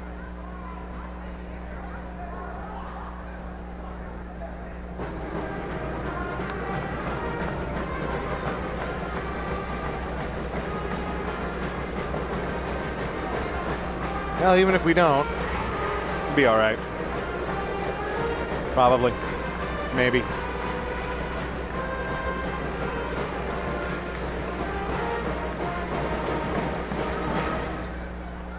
Good evening, ladies and gentlemen. Welcome to Colby High School Gym for the second half of tonight's doubleheader between the visiting Norton Blue Jays and the hometown Colby Eagles. Once again, we ask that you please rise. Gentlemen, remove your caps as the Colby High School and Colby Middle School pet fans Okay. honor us with the national anthem.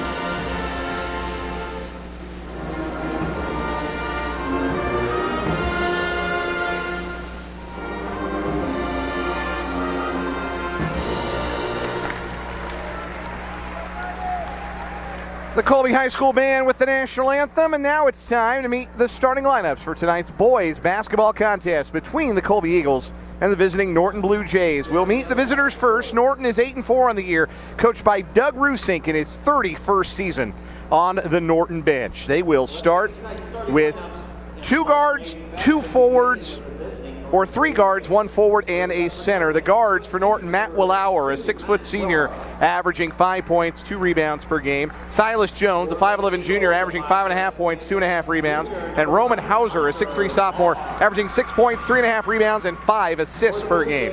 At forward is Drake Harding, a 6'2 senior, averaging 6 points and 3 rebounds. And in the middle, Nolan Juniman, a 6'9 senior, averaging 13 points and 7 rebounds per game. Willauer, Jones, Hauser, Harding, and Juniman for the Blue Jays. They're in road blue uniforms, white letters and numbers, gold trim. The Blue Jays score 49 points a game, give up 41, shoot 44% from the field, 29% from deep, and 54% from the line. The Colby Eagles, 5-8 on the season, coached by Parker McKee in his 3rd season, and they will start like this. At the point is Hunter Vaughn, a 5'11 junior, averaging 19 points a game. At the 2, Braden Imhoff, a 5'9 junior, averaging 4 points per game.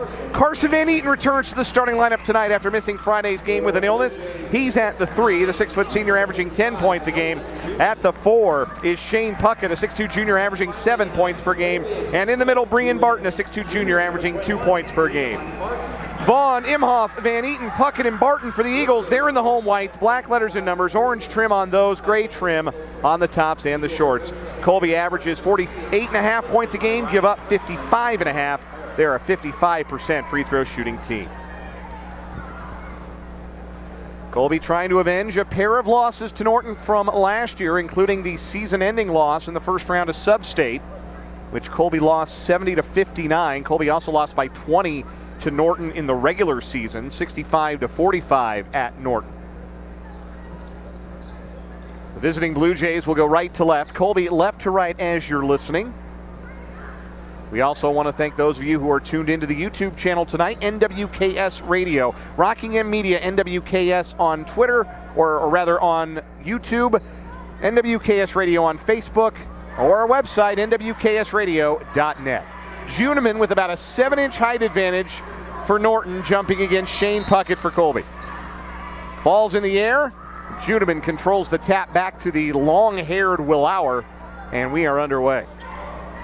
Hauser at the controls for Norton. Colby starts in man-to-man. Puckett guarding Hauser, who drives with the right hand. No-look pass into the corner. Willauer wasn't expecting it. It got away from him. A steal. Braden Imhoff the other way. Into the paint he goes. Lost the handle. Got it back. Gives to Puckett, who fakes a 3 right wing. Now up top for Hunter Vaughn. And Colby will play 5-on-5. Angle dribble left for Vaughn. Into the corner for Imhoff. Right back to Vaughn in the corner, being guarded by Silas Jones. He takes dribble to the right wing. Steps back for a 3. Off the front rim, no. And the box out for Silas Jones on Barton. He has the rebound. Outlet to Hauser up the left side into the front court. Stops on the left wing. Feeds Juniman short corner. He drives on Barton. His wild scoop shot misses everything, but Barton is called for a foul. First on Brian Barton. And the first on either team comes 47 seconds in. Nolan Juniman to the line, where he is a 59% foul shooter. Norton is a team not great, just 54%. First free throw for the 6'9 senior, and it drops in, rattling home for the first point of the game.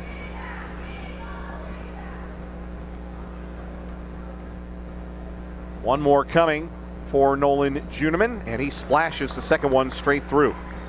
2-0 Norton, opening minute of this one.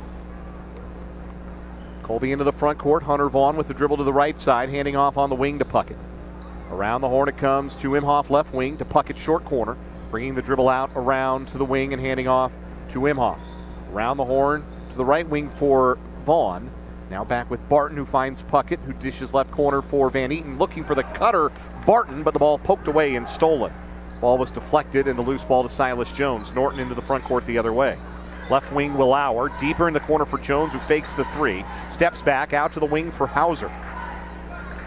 Top of the arc, Juniman, right wing for Willauer. Into the right corner now for Harding. He feeds Juniman, backing down Barton. Turnaround 5-foot jumper in and out. Rebound tipped up off the glass. Puckett had it, lost it. It's out of bounds off of Colby. Third chance opportunity coming here for Norton on this possession as Norton makes a sub. Eli Jones, the 5'11 freshman, replaces Willauer, who comes off the floor limping, favoring his right leg. That'll be something to keep an eye on. Norton ball out of the out-of-bounds play. Hauser dumps it to Juniman. Short corner right. Bullies his way inside. Had the ball stripped on his way up. The ball is out of bounds off the missed shot and out of bounds off of Juniman. Good help by Braden Imhoff. I think he got a piece of the ball as Juniman was going up for the shot as he had squeezed past Barton. And that helped defense force the miss and, in the end, gives the ball to Colby. 2-0 Norton, 6:08 to play first quarter. Colby still looking for their first points. Off a flare screen left, Vaughn fakes a three and drives. Cut off by a double team. Jumps to the cutter, Barton all alone, and he lays it in with the right hand off the glass. Nifty dish by Hunter Vaughn. They overcommitted on him, and Brian Barton the beneficiary. His first two ties it at 2. Norton breaks a Colby press, and Eli Jones goes down the middle of the lane, scooping it up and in off the glass with his left hand. First two for Eli Jones. Second leading scorer for Norton coming off the bench as a freshman. 4-2 Blue Jays. 5:38 to play in the first quarter. Barton top of the circle for Colby. Ingles right hand off to Vaughn through his hands. He gets it back. Screen from Barton. Vaughn to the foul line. Pulls up there. 15-foot jumper. Off the back rim, no. Rebound tipped. Harding has it with position on Barton. Outlet ahead. All alone ahead of the play. Silas Jones. And he lays it in uncontested to make it 6-2 Norton. Silas Jones got ahead of everybody and fooled even me. Colby certainly lost track of him, and I did too. About 3 minutes into this one from Colby High School, and the Eagles trailing 6-2. Imhoff, righty dribble into the paint, pull up and under, fake, leans in, bank shot too strong. Juniman didn't block it, but his presence made Imhoff rush it even after a good pump fake. Norton the other way after the rebound. Harding slows it up, free throw line extended on the right, gives to Juniman, backing down on Barton, and he's fouled as he tried to twist and turn and put up a shot.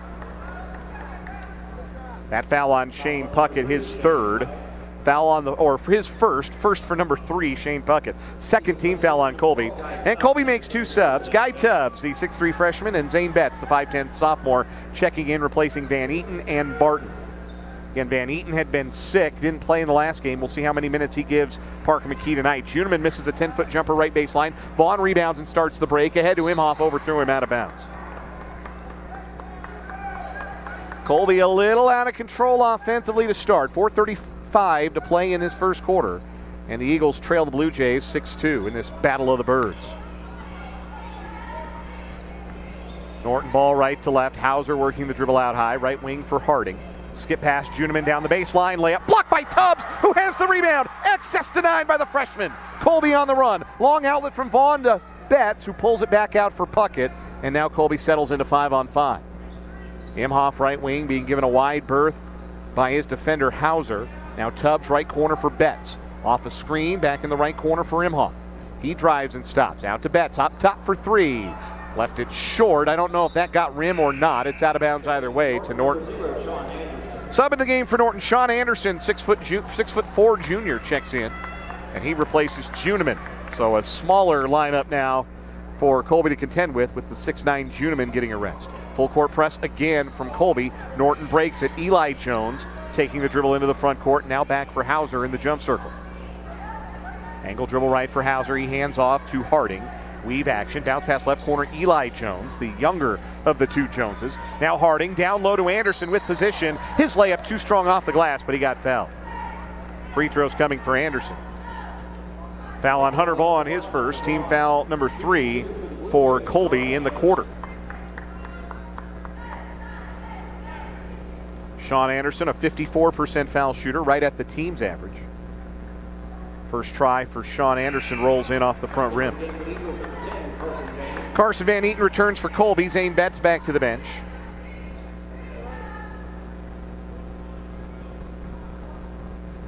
Anderson, first team all-conference linebacker for the Norton football team in the fall. Misses the second. Rebound is tipped, and it comes to Guy Tubbs for Colby. 7-2 Norton. They are on a 5-0 mini run here with 3.5 minutes to play in the first quarter. Jittery start for the Colby offense against this long and physical Norton team. Tubbs, low post left, is double team. Kick out to Imhoff at the foul line. Jumper there, short. Altered by the closing defender Harding. Long rebound to Silas Jones. Norton on the run into the front court. Nifty dribbling by Hauser left wing into the left corner for Eli Jones. Back to Silas Jones, top of the key. Right wing for Harding. Into the post, Anderson backing down Tubbs. Turn around 5-foot jumper off to the right, no. Rebound tipped out of bounds. Last touch, Colby.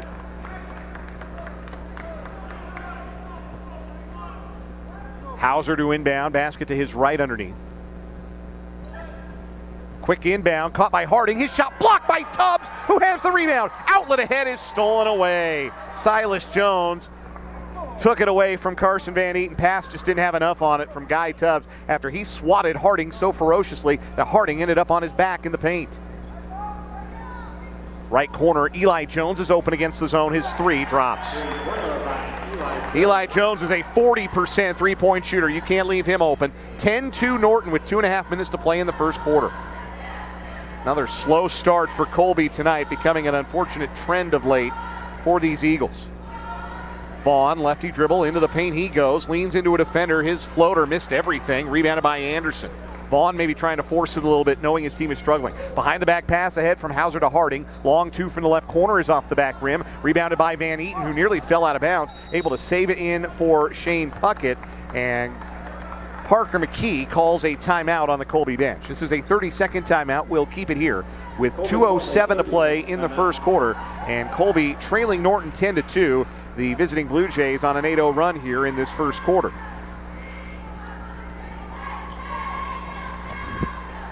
Colby not really running much in the way of successful offense, and when they have gotten into the paint, Norton's size appears to be frightening Colby a little bit. Maybe that's an overstatement, but certainly it's forcing Colby to rush shots and maybe force some things in the half-court offense. Parker McKee talked in the pregame about wanting to get out and run off of misses, needing to get out and run. Those are going to be the best opportunities you get against a team that is so good at defending the paint, but Colby really hasn't been able to do that so far. Juneman checked back in for Norton at the whistle. They've got their super-size lineup in now with him and the 6'4 Anderson out there. Colby in the half court with it, trailing by 8. Vaughn, right-hand dribble, crosses to the left into the paint, gets around 3 defenders, and lays it in with the left hand. What a drive by Hunter Vaughn for his first 2. That stops the 8-0 Norton run. It's 10-4 Norton with 1:45 to play in the first. Long pass ahead to Juneman, breaks the Colby press. Juneman holds the ball up for Anderson, who finds Hauser, and Norton sets up in their half court against Colby's zone defense. It's a 1-1-3 almost, if you can picture it. Anderson is open left baseline. His 8-footer off the mark. Rebounded by Puckett for Colby. Outlet to Van Eaton up the left side into the front court. Van Eaton attacking. Spinning left baseline. Pulls it back out for Puckett. Back to Van Eaton in the left corner with space for 3. Missed it short. Long rebound Anderson. Weak side for Norton. Outlet pass deflected by Vaughn. The loose ball to Imhoff. Colby the other way. Imhoff with a nifty dribble and a kick out to Van Eaton. He drives. His righty floater is up and short.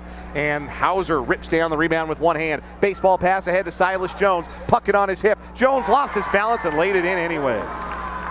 Silas Jones with 4.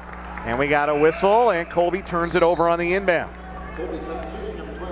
They throw it away along the left sideline with the pressure from Eli Jones forcing the turnover. Breon Barton in for Guy Tubbs, and Colby makes another change. Braden Foss in for the first time, the 5'8 freshman replacing Van Eaton. And Van Eaton, you can tell, is still not feeling well. He's got his head in a trash can on the Colby sideline right now. Eli Jones, left baseline, guarded by Puckett, out to the wing for Silas Jones. Right wing for Hauser, back to Silas Jones. He fakes the 3. Kick out to Hauser right wing. He'll shoot the 3. That's long, but the rebound goes right to Eli Jones. The layup good in the foul. That hit the glass and came right to Eli Jones, and Norton is living right to start this game. Eli Jones with 7 already. The foul on Barton is his second, and that gets Guy Tubbs right back up off the Colby bench to replace Barton in some early foul trouble with 33 seconds to play in this first quarter. Norton takes a double-digit lead, 14-4, and Eli Jones at the free throw line converts the three-point play. Sub for Norton, Drake Harding in for Sean Anderson. Norton really only goes about 7 deep. Anderson and Eli Jones are their primary subs. Final 30 seconds of the first quarter. Colby down 11, 15-4. Vaughn turns and drives down the lane on the left. Got fouled on the layup attempt. Faked the dribble handoff, facing away from the basket on the left elbow, and then went right down the paint. Drew the contact on Harding. That's his first. And Hunter Vaughn, an 81% foul shooter, will shoot a pair here. Colby has to find some way to generate some offense here. Vaughn drops the first free throw in. Colby facing a very similar situation where they got behind double figures early to Holcomb last Friday night. Rallied back, were within 3 in the second half of that game, but couldn't complete the comeback. Lost by 8. Vaughn makes both freebies. Colby trails by 9, 15-6. Final 15 seconds of the first quarter. Doug Rusink calling a play from the Norton sideline. Ball to the right wing. Silas Jones spinning away from Vaughn. Now around the horn against the Colby zone in the left corner for Hauser. He feeds Juneman. Juneman up and under fake, too easy off the glass. And that beats the buzzer. Nolan Juneman at 6'9", able to fake Tubbs and bank it home to restore a double-digit lead at the end of one quarter of play. It's Norton 17 and Colby 6. You're listening to the Eagles on Radio, 100.3 The Ride.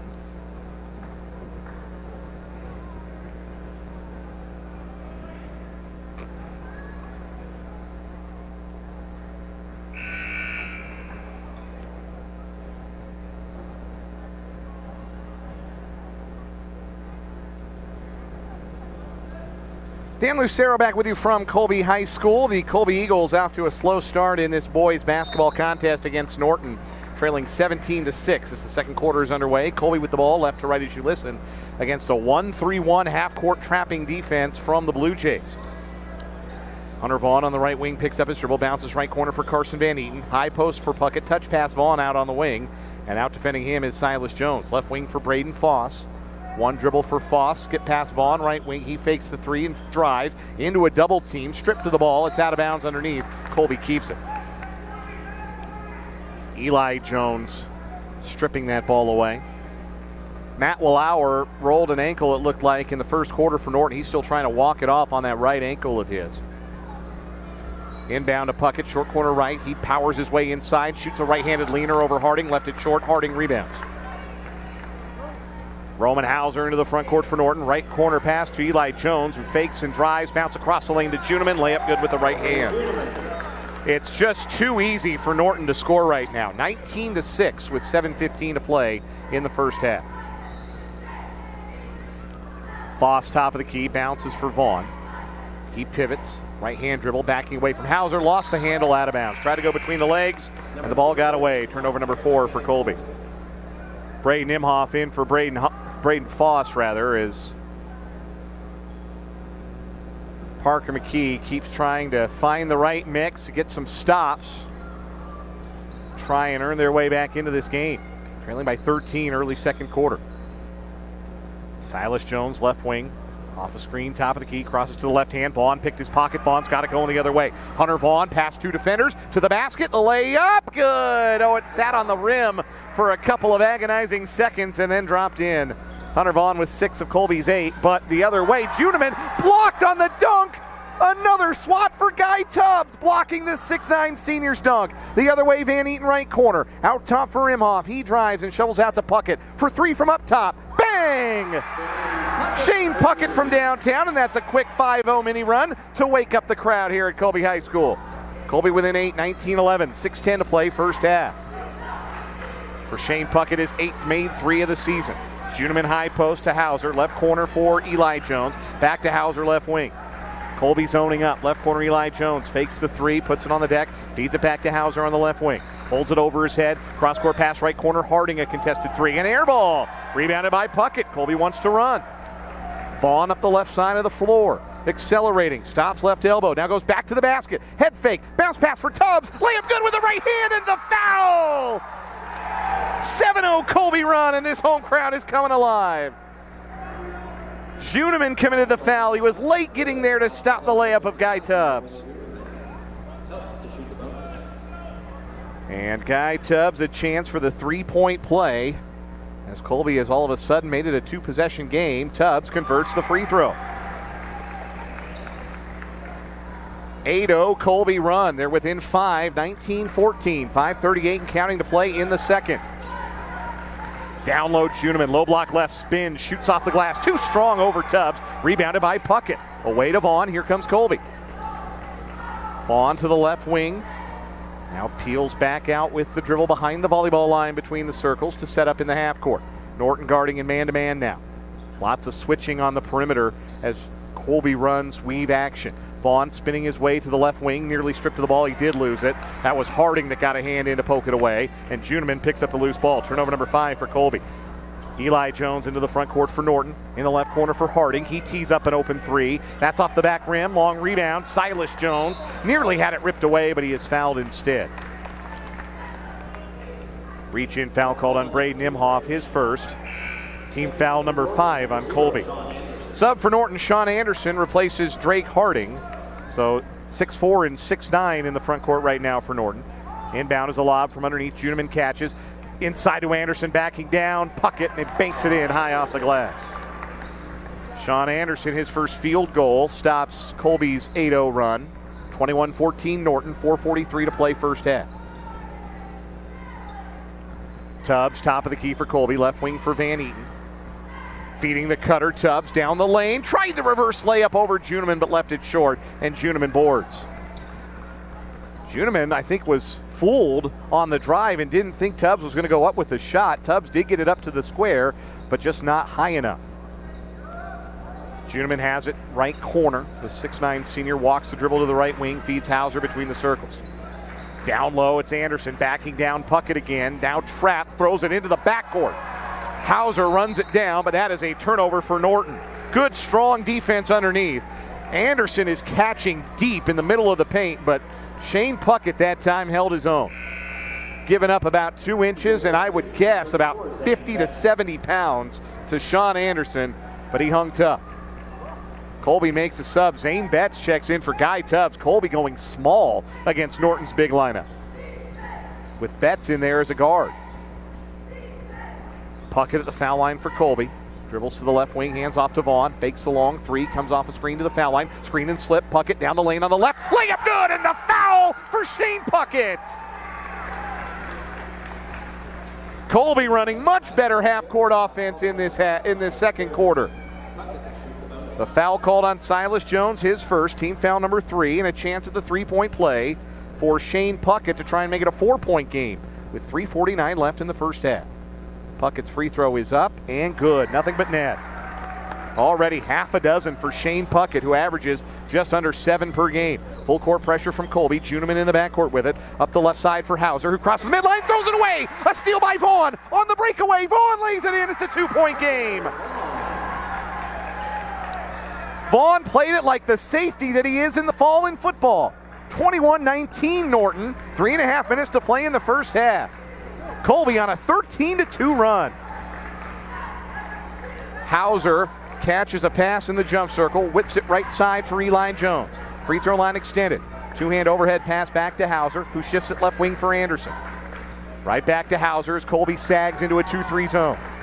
Left wing Eli Jones with some space, casts off a 3, off the back rim. Big bounce on the board, and Vaughn out-jumps Silas Jones for it and gets fouled.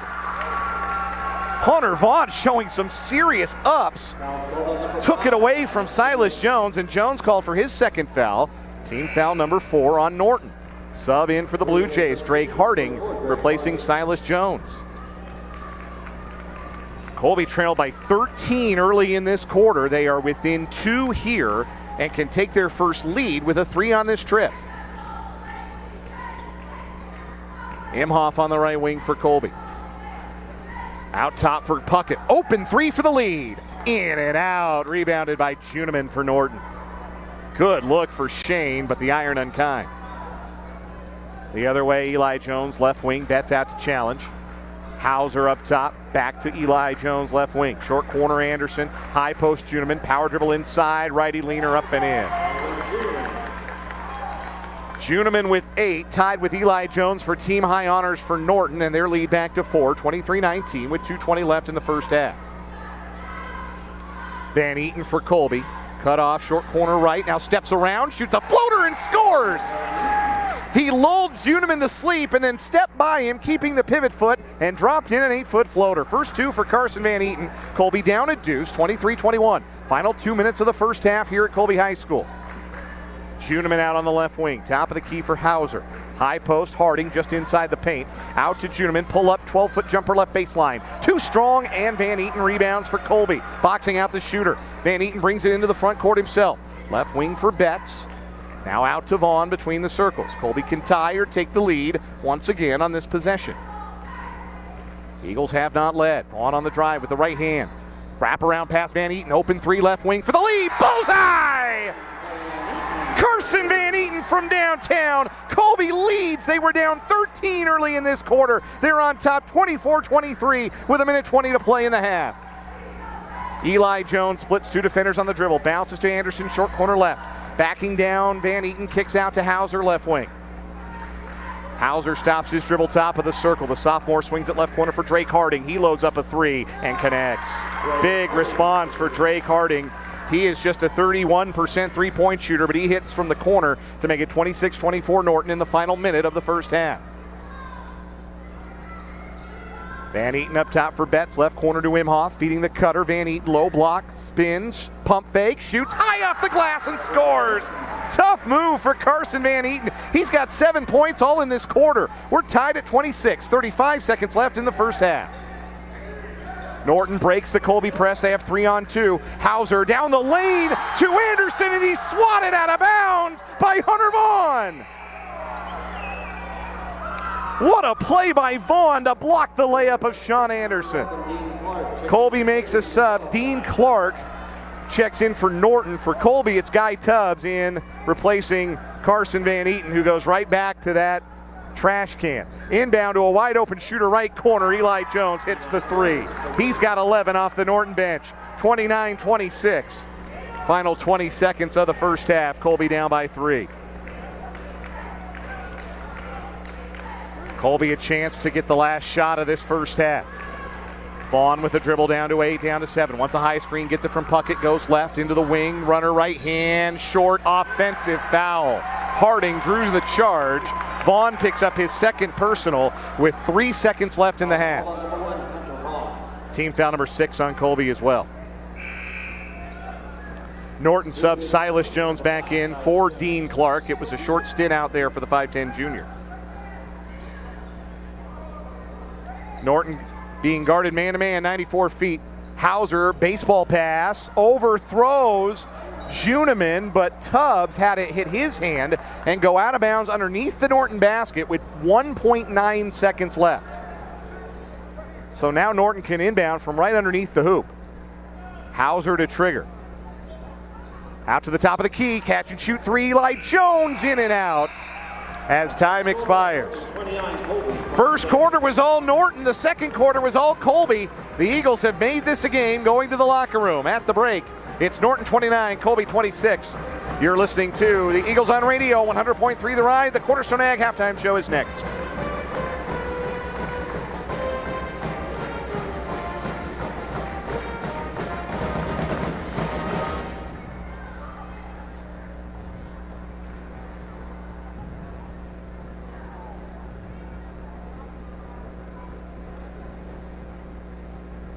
Ladies and gentlemen, please welcome the Colby High School dance team.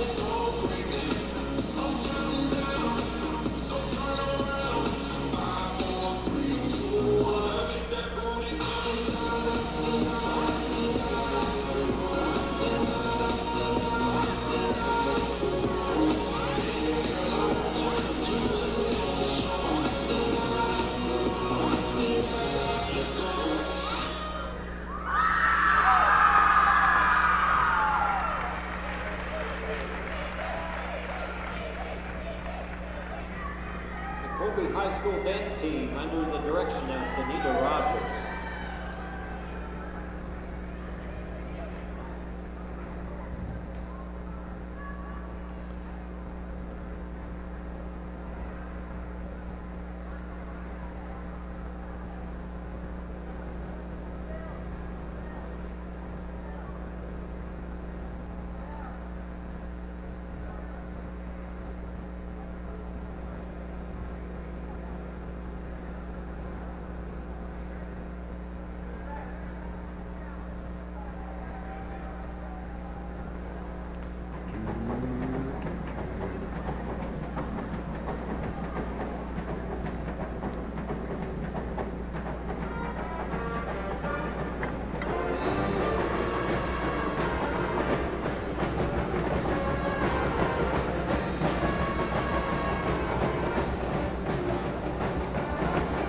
Halftime at Colby High School. The Colby Eagle boys trailing Norton 29-26 after a rip-roaring first half. This is the Cornerstone Ag Halftime Show. I'm Dan Lucero.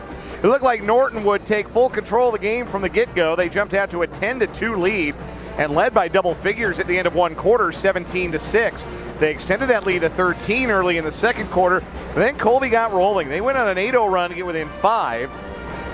Then after Norton pushed the lead back to 7, Colby scored 5 straight points to get within 2. Then after Norton made it 23-19, Colby got 5 straight points again.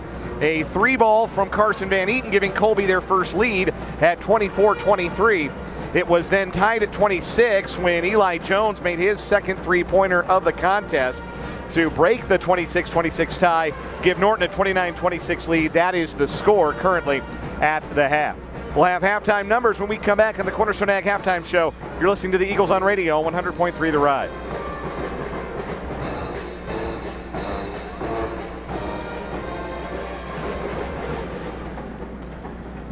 Let's see. 19, 25, 29, 13 in age, 21, 24, 26.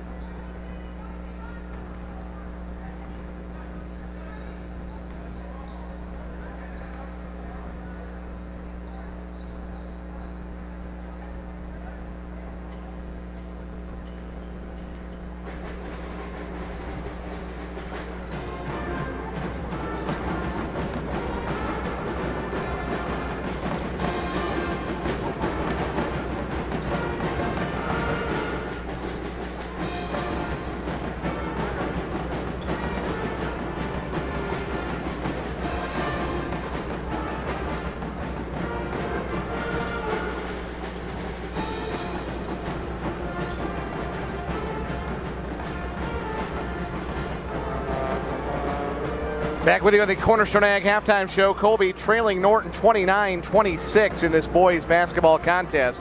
Norton in that first half led by Eli Jones, the freshman, with 11 points off the bench. 6'9" center Nolan Juneman with 8 points for the Blue Jays. 4 points for Silas Jones, and then 3 apiece for Sean Anderson and Drake Harding. Colby with good balance in the first quarter. Hunter Vaughn with 8 points, Carson Van Eaton with 7, and Shane Puckett with 6. 3 points for Guy Tubbs, 2 points for Brian Barton. Earlier tonight, Colby girls beat Norton 52-51, rallying back from an 8-point first half deficit. and holding on in the second half, leading the whole way with Logan Nolan's 2 free throws with 3 seconds left, providing the winning points. Brooklyn Jones finished with 31 points to lead all scorers for the Lady Eagles, who moved to 7-7 with the win. Colby boys to try and make it a sweep. They have some work to do, but they're in this one, down by 3, 29-26. Second half coming your way next. This has been the Cornerstone Ag Halftime Show. You're listening to the Eagles on Radio, 100.3 The Ride.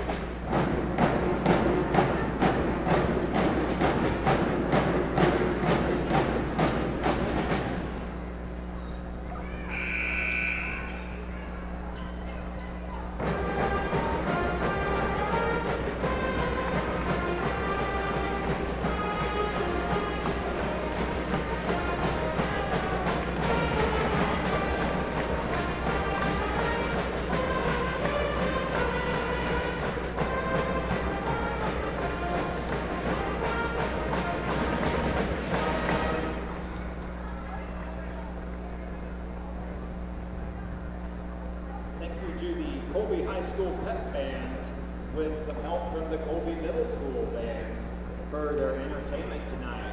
Band director, Mr. Joey Nichols.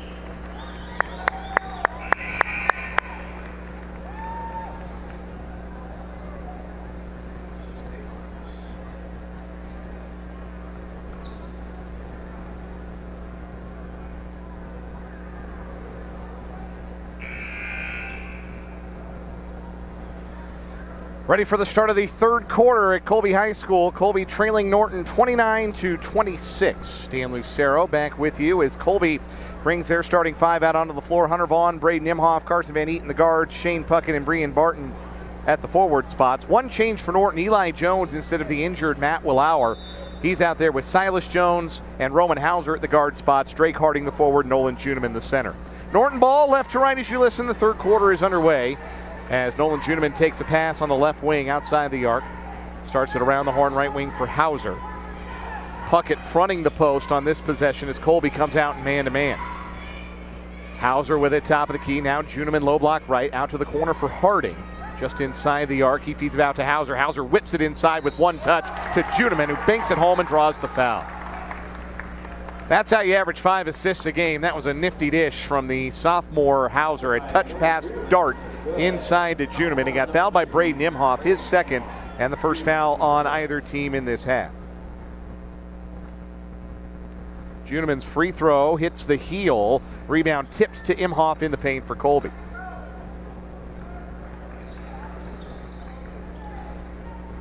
(31-26), 5-point Norton lead. Colby's first possession of the third quarter underway. Vaughn drives right baseline, cut off in a double team as Norton shifts to his own defense look. Vaughn has it back out on the right wing from Puckett, feeds it back to Puckett in the corner. Puckett outside the arc to Barton, top of the key. Left wing pass for Vaughn. Barton sets a screen. Vaughn goes with the right hand into the paint, dumps it to Barton on the post, layup up and in off the window. Nifty screen and slip. Brian Barton, the beneficiary. He's got 4. Colby back within 3. 31-28, minute and change into the third. Hauser, right wing for Harding for Norton. Back to Hauser, top of the circle.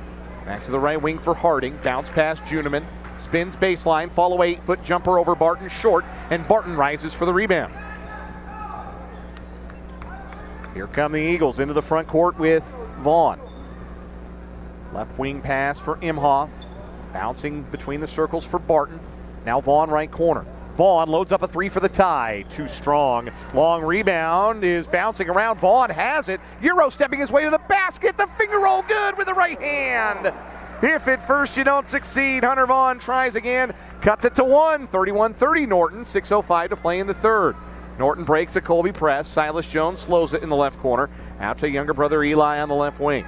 Now Harding high right across for Silas Jones, who fakes a three. Crossovers, defender falls down. Out to the left corner, Eli Jones hoists a rainbow three. An air ball, rebounded by Vaughn. Colby can take the lead back here. Outlet ahead to Van Eaton. Against two defenders, goes it alone. Missed the floater, offensive foul. Drake Harding stood in and drew the contact after Van Eaton got the shot away. That's Carson's first personal, the second on Colby.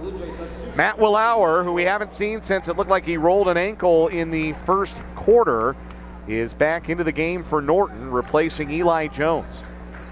Full court pressure from Colby. Silas Jones has it. Away to Hauser. Flings it into the front court right side for Harding.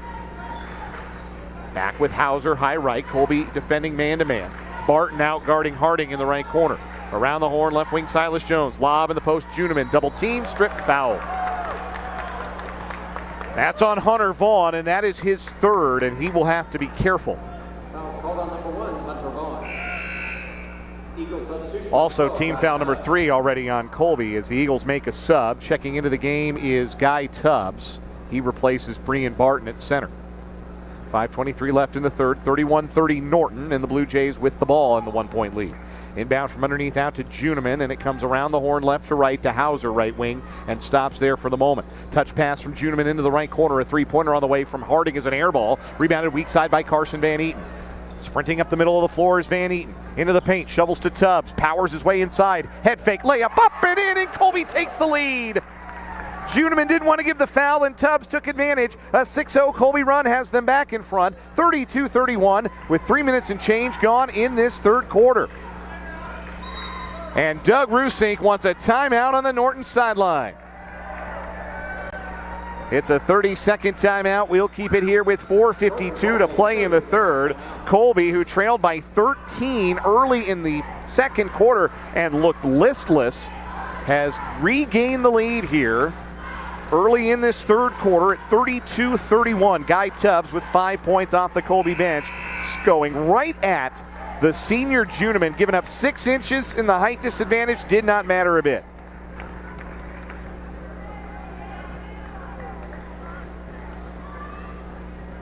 Norton out of the timeout with the same 5.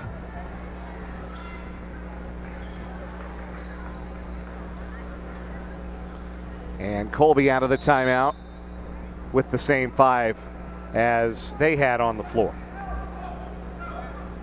4 starters and Tubbs in for Imhoff, or rather for Barton. Hauser driving down the lane on the right, collides with a defender, offensive foul, and that's a big call. Hauser ducked the shoulder into Hunter Vaughn. That was very nearly Vaughn's 4th, but the official saw the duck of the shoulder rather than Vaughn not quite having his feet set and called the foul on Roman Hauser, his first, and team foul number 1 on Norton in the half. Colby with a 1-point lead in the basketball. Their largest lead of the game is 1 point. Tubbs top of the key for Colby. Left wing for Hunter Vaughn. Off a screen from Tubbs. Vaughn into the paint. Dumps it across the post. Tubbs lost it. Saved it inbounds to Vaughn. Out to Van Eaton. Open 3 right wing. Bullseye!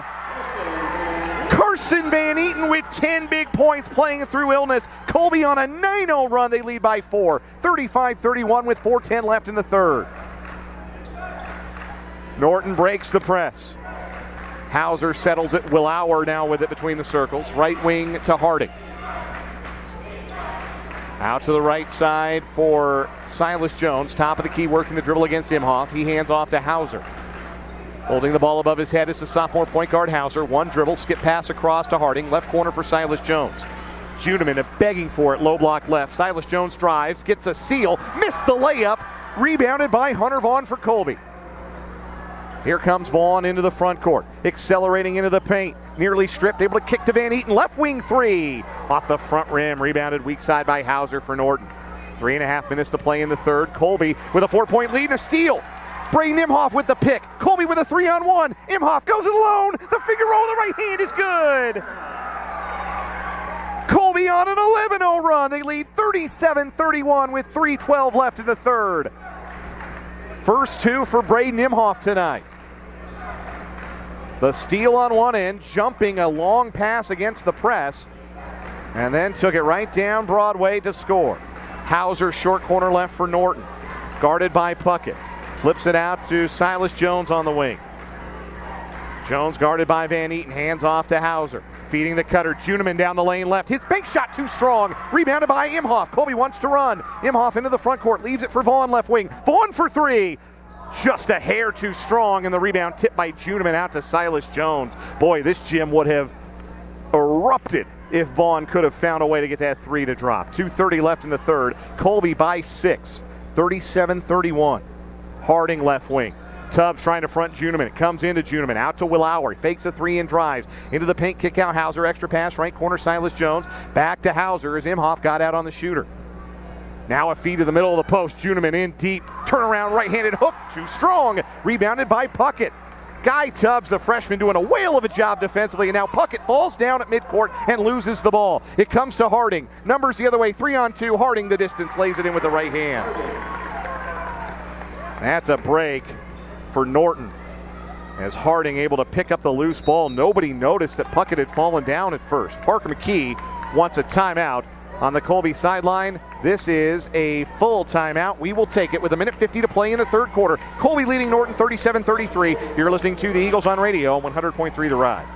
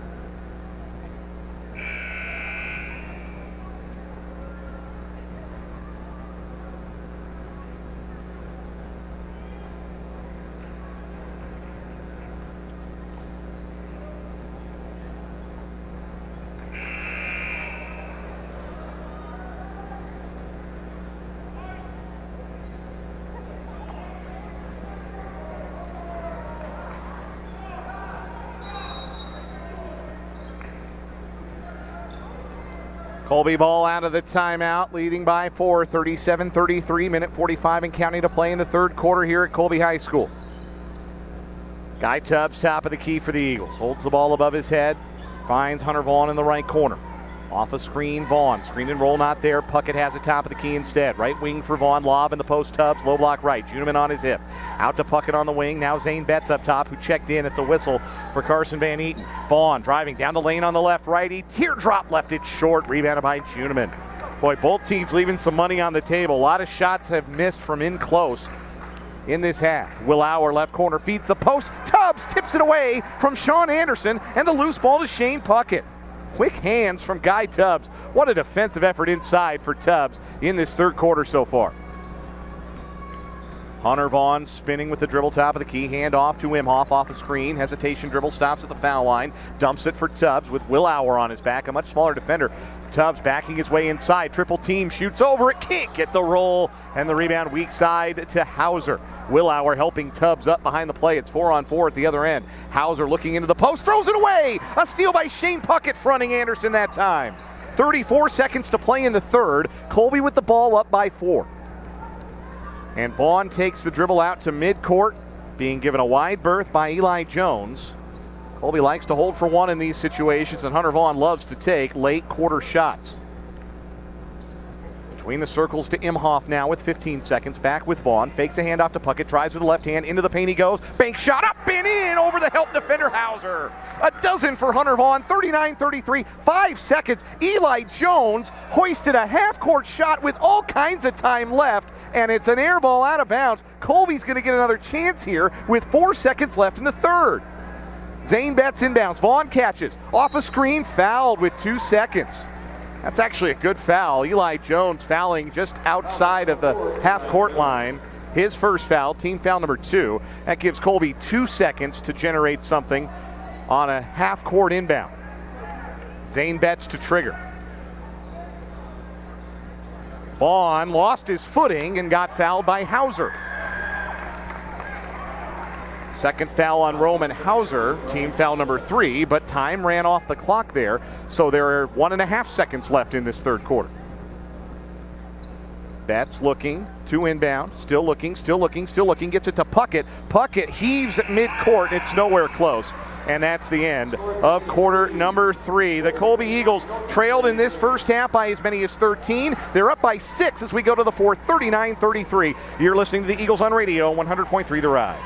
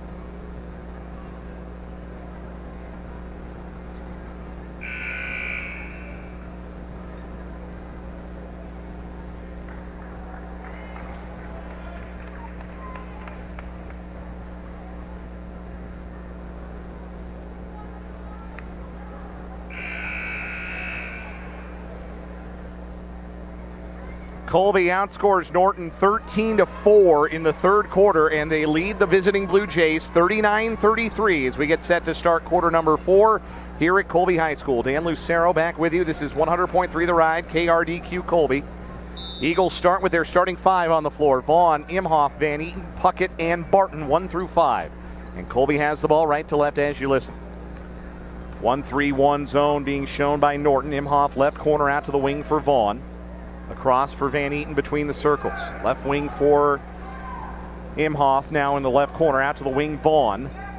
Takes the dribble away from his defender, now 2 defenders lurking. Bounce pass to Imhoff. He drives the baseline into a double team, out to Vaughn in the corner. Vaughn for 3. An air ball. He is struggling from deep over the last 2 games, but the rebound is out of bounds off of Norton. Colby gets another chance. Sean Anderson couldn't corral it weak side. Vaughn has yet to make a 3 tonight, made just 1 Friday at Holcomb.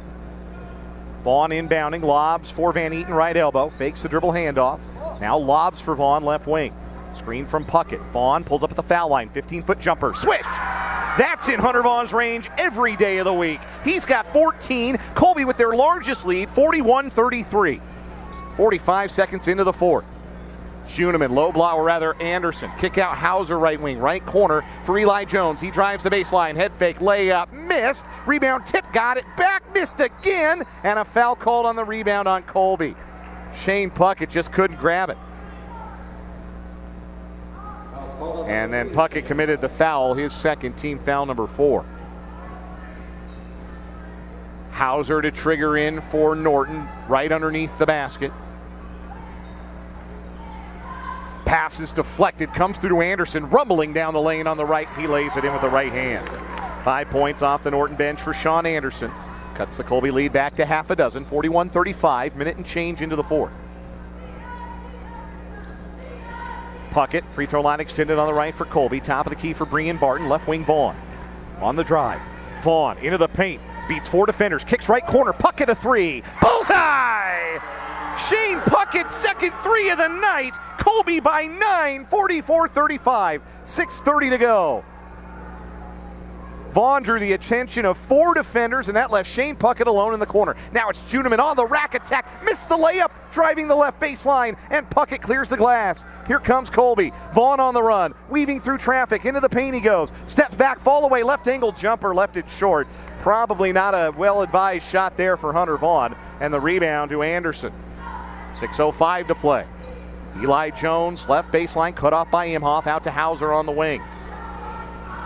Top of the arc, Schoenemann, right wing Harding. He drives to the right hand, trying to get around Van Eaton. Van Eaton fouls with the body. That's Carson's second, team foul number 5.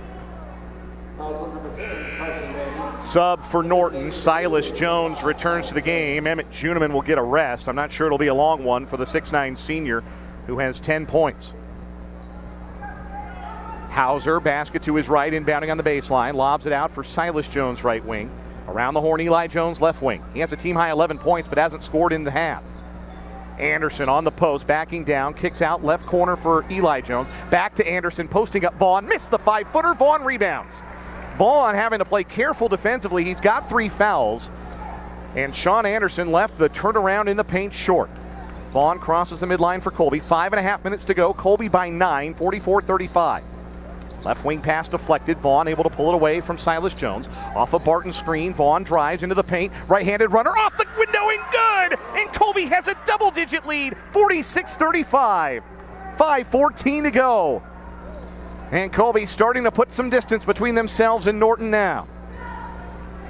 Silas Jones, high post Harding. On the cut down the baseline, Anderson, and he lays it in with the right hand. 46-37, Colby by 9, 5 minutes to go. Vaughn sprints into the front court with a defender on his hip the whole way and now peels off and backs up behind the volleyball line. Bounce pass, right wing, Carson Van Eaton. He swings it for Barton, top of the key, left wing to Vaughn. Vaughn for 3. Got it!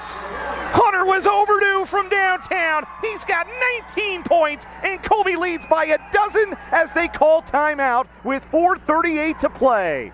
A 30-second timeout will stay here. Colby by 12, 49-37. They trailed by 13 early in the second quarter and have completely turned this game on its ear. And Hunter Vaughn, such a big part. He's got 7 points in this fourth quarter already and 19 in the game, right at his season average.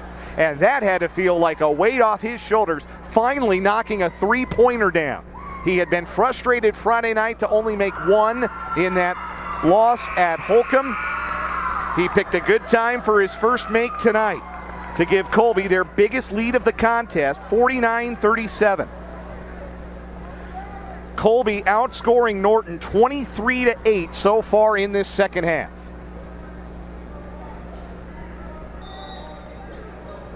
Full court pressure from Colby out of the timeout. Silas Jones picks it up, gives to Roman Hauser, right side of the backcourt, ahead for Eli Jones, across to Silas Jones. He crosses the midline on the left side, into the front court for Norton, left to right. Left corner, Eli Jones, fakes and drives past the defender, into the paint, up and under fake, stripped to the ball, but fouled. Braden Imhoff got caught with a hand in the cookie jar, although actually they're going to get Barton on the foul from behind, and not Imhoff. Barton's third, team foul number 6, so Norton in the bonus. That's a potential edge for Doug Rusink's Blue Jays to be able to score with no time running off the clock. 2 free throws for Eli Jones. His first is a high arcing shot that drops through the net. And that is Jones's first point of the second half. He leads the way tonight for Norton with 12 points off of their bench. Second try for the freshman. He got both. Norton makes a sub. Nolan Juniman checking back in, replacing Sean Anderson. And down to Hunter Vaughn. Colby by 10, 49-39, 4:20 and counting to play in the fourth quarter. Vaughn into the front court, bounce pass, Barton left wing. Lob across, caught by Vaughn with the defender right in his face. Vaughn drives, weaving through the traffic, stops, kick out to Puckett up top. Puckett is bumped by the closing defender Eli Jones. And a foul is called. That's 2 on Eli Jones and 4 on Norton. Fouls on number 4, Eli Jones. Colby at 5-8, trying to pull a bit of an upset here against 8-4 Norton. Both teams in the same sub-state. If the season had ended coming into tonight, this would be a first-round sub-state game. The 2-seed Norton, the 7-seed Colby. Inbound from Van Eaton to Vaughn, high left corner of the front court. Vaughn spins to his left and takes the ball to the left wing, pass in the left corner for Braden Imhoff. Imhoff is stripped to the ball, but it goes out of bounds off the hand of Eli Jones. Colby looking for long, deliberate possessions here down the stretch with a 10-point edge, 49-39. Barton at the foul line for Colby. Left wing for Imhoff. Off a Barton screen, Imhoff stops his dribble, right wing pass to Puckett. Norton sending all kinds of defenders out to the perimeter to try and disrupt Colby's rhythm. Puckett hands off to Vaughn. Vaughn steps in, long 2, right baseline, swish! Hunter Vaughn knocks down the 15-footer. He's got 21 points. 51-39 Colby. And then a near steal by Vaughn in the backcourt. Juneman had to save it inbounds for Hauser. 3:20 to go. Hauser goes the distance around 3 defenders, and he is fouled at the rim by Brian Barton. Not a foul Barton had to give as Hauser was out of control. Barton's fourth and team foul number 7, sending Roman Hauser to the free throw line. Barton checks out with that fourth foul, replaced by Guy Tubbs. Roman Hauser, a 77% foul shooter, best figure on the team. Shooting the 1-and-1. It was a foul on the floor. He missed the front end and the rebound by Shane Puckett. Another board for Puckett. He's got to have close to double digits. And the front end of that 1-and-1 goes begging. Colby ball with a 12-point lead. 3 minutes to play here in Colby. Vaughn left wing in the corner for Van Eaton. Playing through an illness. Has had a trash can as his constant sideline companion tonight. Has 10 points tonight. Vaughn driving kick. Left corner, Imhoff. He slips the baseline, then lost the ball. Poked away from behind by Eli Jones and stolen by Harding. Outlet pass from Hauser ahead, looking for Silas Jones. Colby player got a hand on it, and it goes out of bounds underneath the Norton basket. 2:42 to play, Colby by a dozen. Norton to inbound underneath their own hoop. Hauser with the basket support to his right. Looking, still looking, finds a cutter down the middle of the paint. Eli Jones missed the floater, loose ball rebound, saved by Van Eaton into Vaughn. What effort by Carson Van Eaton. He is having his own personal Michael Jordan flu game tonight. Imhoff on the left wing, top of the key Tubbs, 2:20 to go. Colby up a dozen. Left corner Puckett, he's fouled on a reach in by Drake Harding. That's Harding's second, team foul number 5 on the Blue Jays. Timeout called by Norton. They have a 60, they have all their 60s and a 30. Let's see. It is a full. We'll take it with 2:19 to go. Colby 51, Norton 39. You're listening to the Eagles on radio on 100.3 The Ride. Norton called the timeout.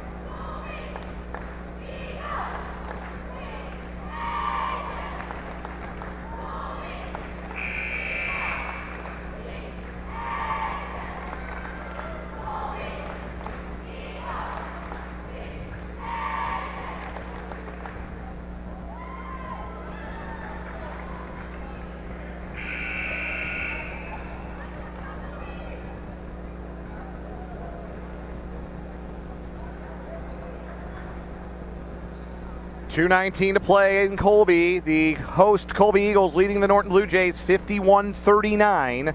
Colby with the basketball. Carson Van Eaton inbounding. Free throw line extended on the right in front of his own bench. Into the backcourt for Braden Imhoff. And Imhoff brings it over the divider. Handoff nearly stripped. Hunter Vaughn able to pull it away from Eli Jones, but only just. Right wing for Imhoff. Colby content to milk some clock here with a 12-point advantage.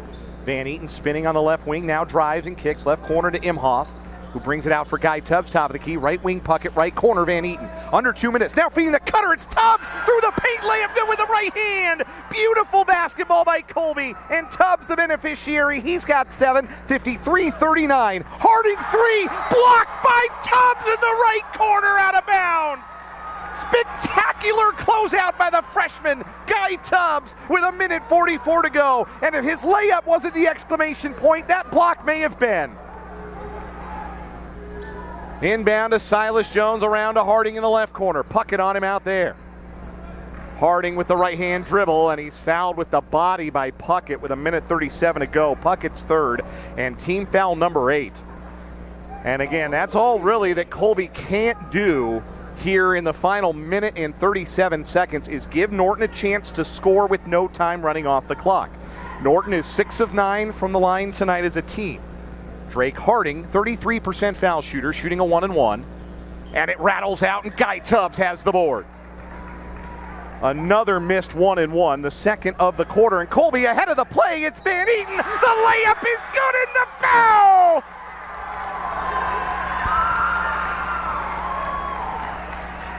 Carson Van Eaton all but seals it. Colby by 16 with 1:29 to go. The foul on Juniman is second. And Carson Van Eaton a chance for the three-point play. The free throw is up, and it is short. Imhoff has the rebound for Colby. In the corner, tried to throw it over Juniman. Juniman tipped it to himself to steal it. So it's Norton quick the other way, down by 16. Eli Jones driving, and his floater with the right hand is good on the left baseline. And a quick timeout taken by Norton as they get back within 14, 55-41 with 1:16 to go. This is a 30-second timeout. We'll keep it here. Parker McKee is fond of saying before and after games against good teams, good 3A teams in particular, these are the kind of games that you need to be able to win to get to where you want to go. Sure, it might be tough along the 20-game regular season when Colby falls short against 6A competition or 5A competition, the likes of which they see at times during the regular season. But it's a game like this against a sub-state opponent where Colby really feels like this is the test of whether or not they can win the kinds of games they need to win to get to Hutchinson in March. They are 1:16 away from emphatically passing this test at home tonight. Shane Puckett to inbound, full court pressure for Norton. Vaughn pops free and catches the pass. With the dribble in the backcourt, 3 defenders lurking. Lob out ahead, Puckett takes it into the front court. Around a defender, no, he threw it away. Puckett tried to throw a bounce pass around Juniman, and it hit the sideline. Colby turns it over for an 11th time, so Norton gets the ball back with 1:08 to go, but Colby still with a 14-point lead. Hauser quick into the front court for Juniman. Put it on the deck, mishandled it, back out to Hauser. Left corner three-pointer on the way, and that swirls in. Roman Hauser's first basket of the game is a 3 to cut the Colby lead to 11 with 58 seconds left. And Norton calls a full timeout. We'll take it. 55-44 Colby. You're listening to the Eagles on radio, 100.3 The Ride. Norton calls a 60-second timeout.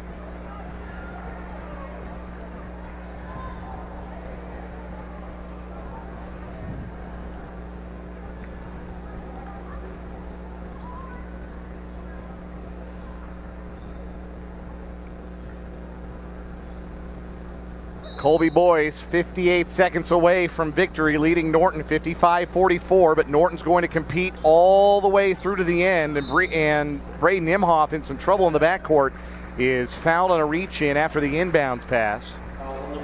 Drake Harding called for the reach in his third, and that puts Colby in the bonus, team foul number 7. So Braden Imhoff makes the walk to the other end of the floor to shoot a 1-and-1 with 55 seconds left, and Colby in the lead, 55-44. Matt Willauer checks into the game for Dean Clark for Norton to give the Blue Jays another shooter. Imhoff just 38% at the line this year, shooting the 1-and-1. Front end on the way, missed it strong. Juniman rebounds. Norton not dead yet. Under 50 seconds, down by 11. Willauer in the right corner, stops, kick out to Hauser, top of the arc. Being guarded by Vaughn, mishandles the dribble, gets it back. Skip pass, left wing Eli Jones. He penetrates and pitches. Left corner, Harding is open for 3. Tried to bank it and missed. Rebound is deflected out of bounds. Last touch by Colby. Norton keeps it with 35 seconds left. Roman Hauser to inbound underneath the basket. Out to the left wing, Eli Jones fakes a three, steps in, long two, left elbow. Too strong. Offense rebound, Willauer, and the stick back is up and in with 28 seconds, and Norton calls their final timeout. Norton is on a 7-0 run after Matt Willauer's first two, but with 28 seconds to go, Colby's still up by 9. Norton calls a 60-second timeout. This is Norton's final timeout. They can no longer stop the clock. Meanwhile, the other particulars, both teams in the bonus. 7 team fouls for Norton, 8 team fouls for Colby. Norton has the possession arrow, and surely they are going to try and tie up Colby or force a turnover here before they give a foul.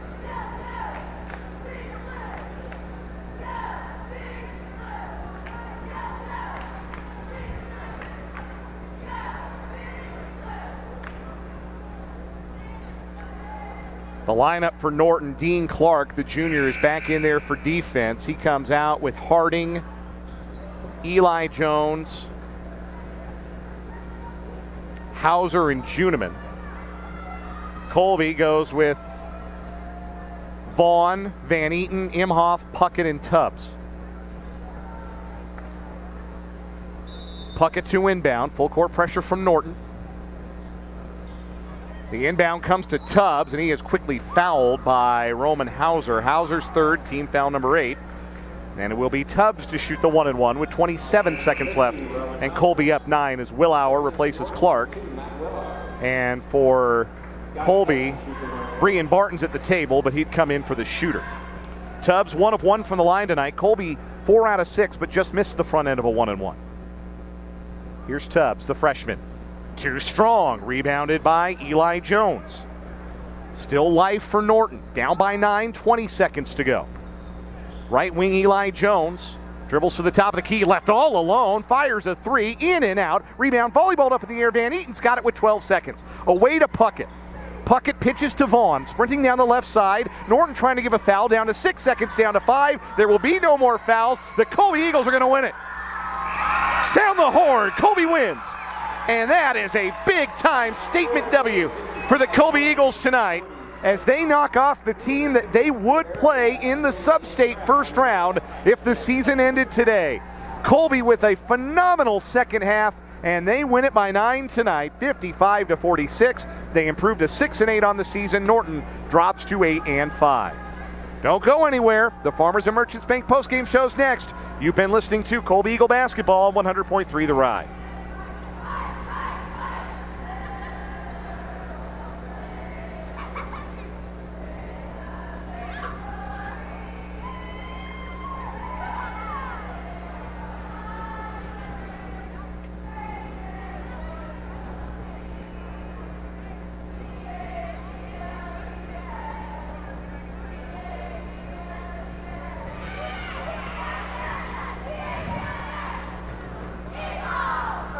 You're all good. Just want to make sure it saves.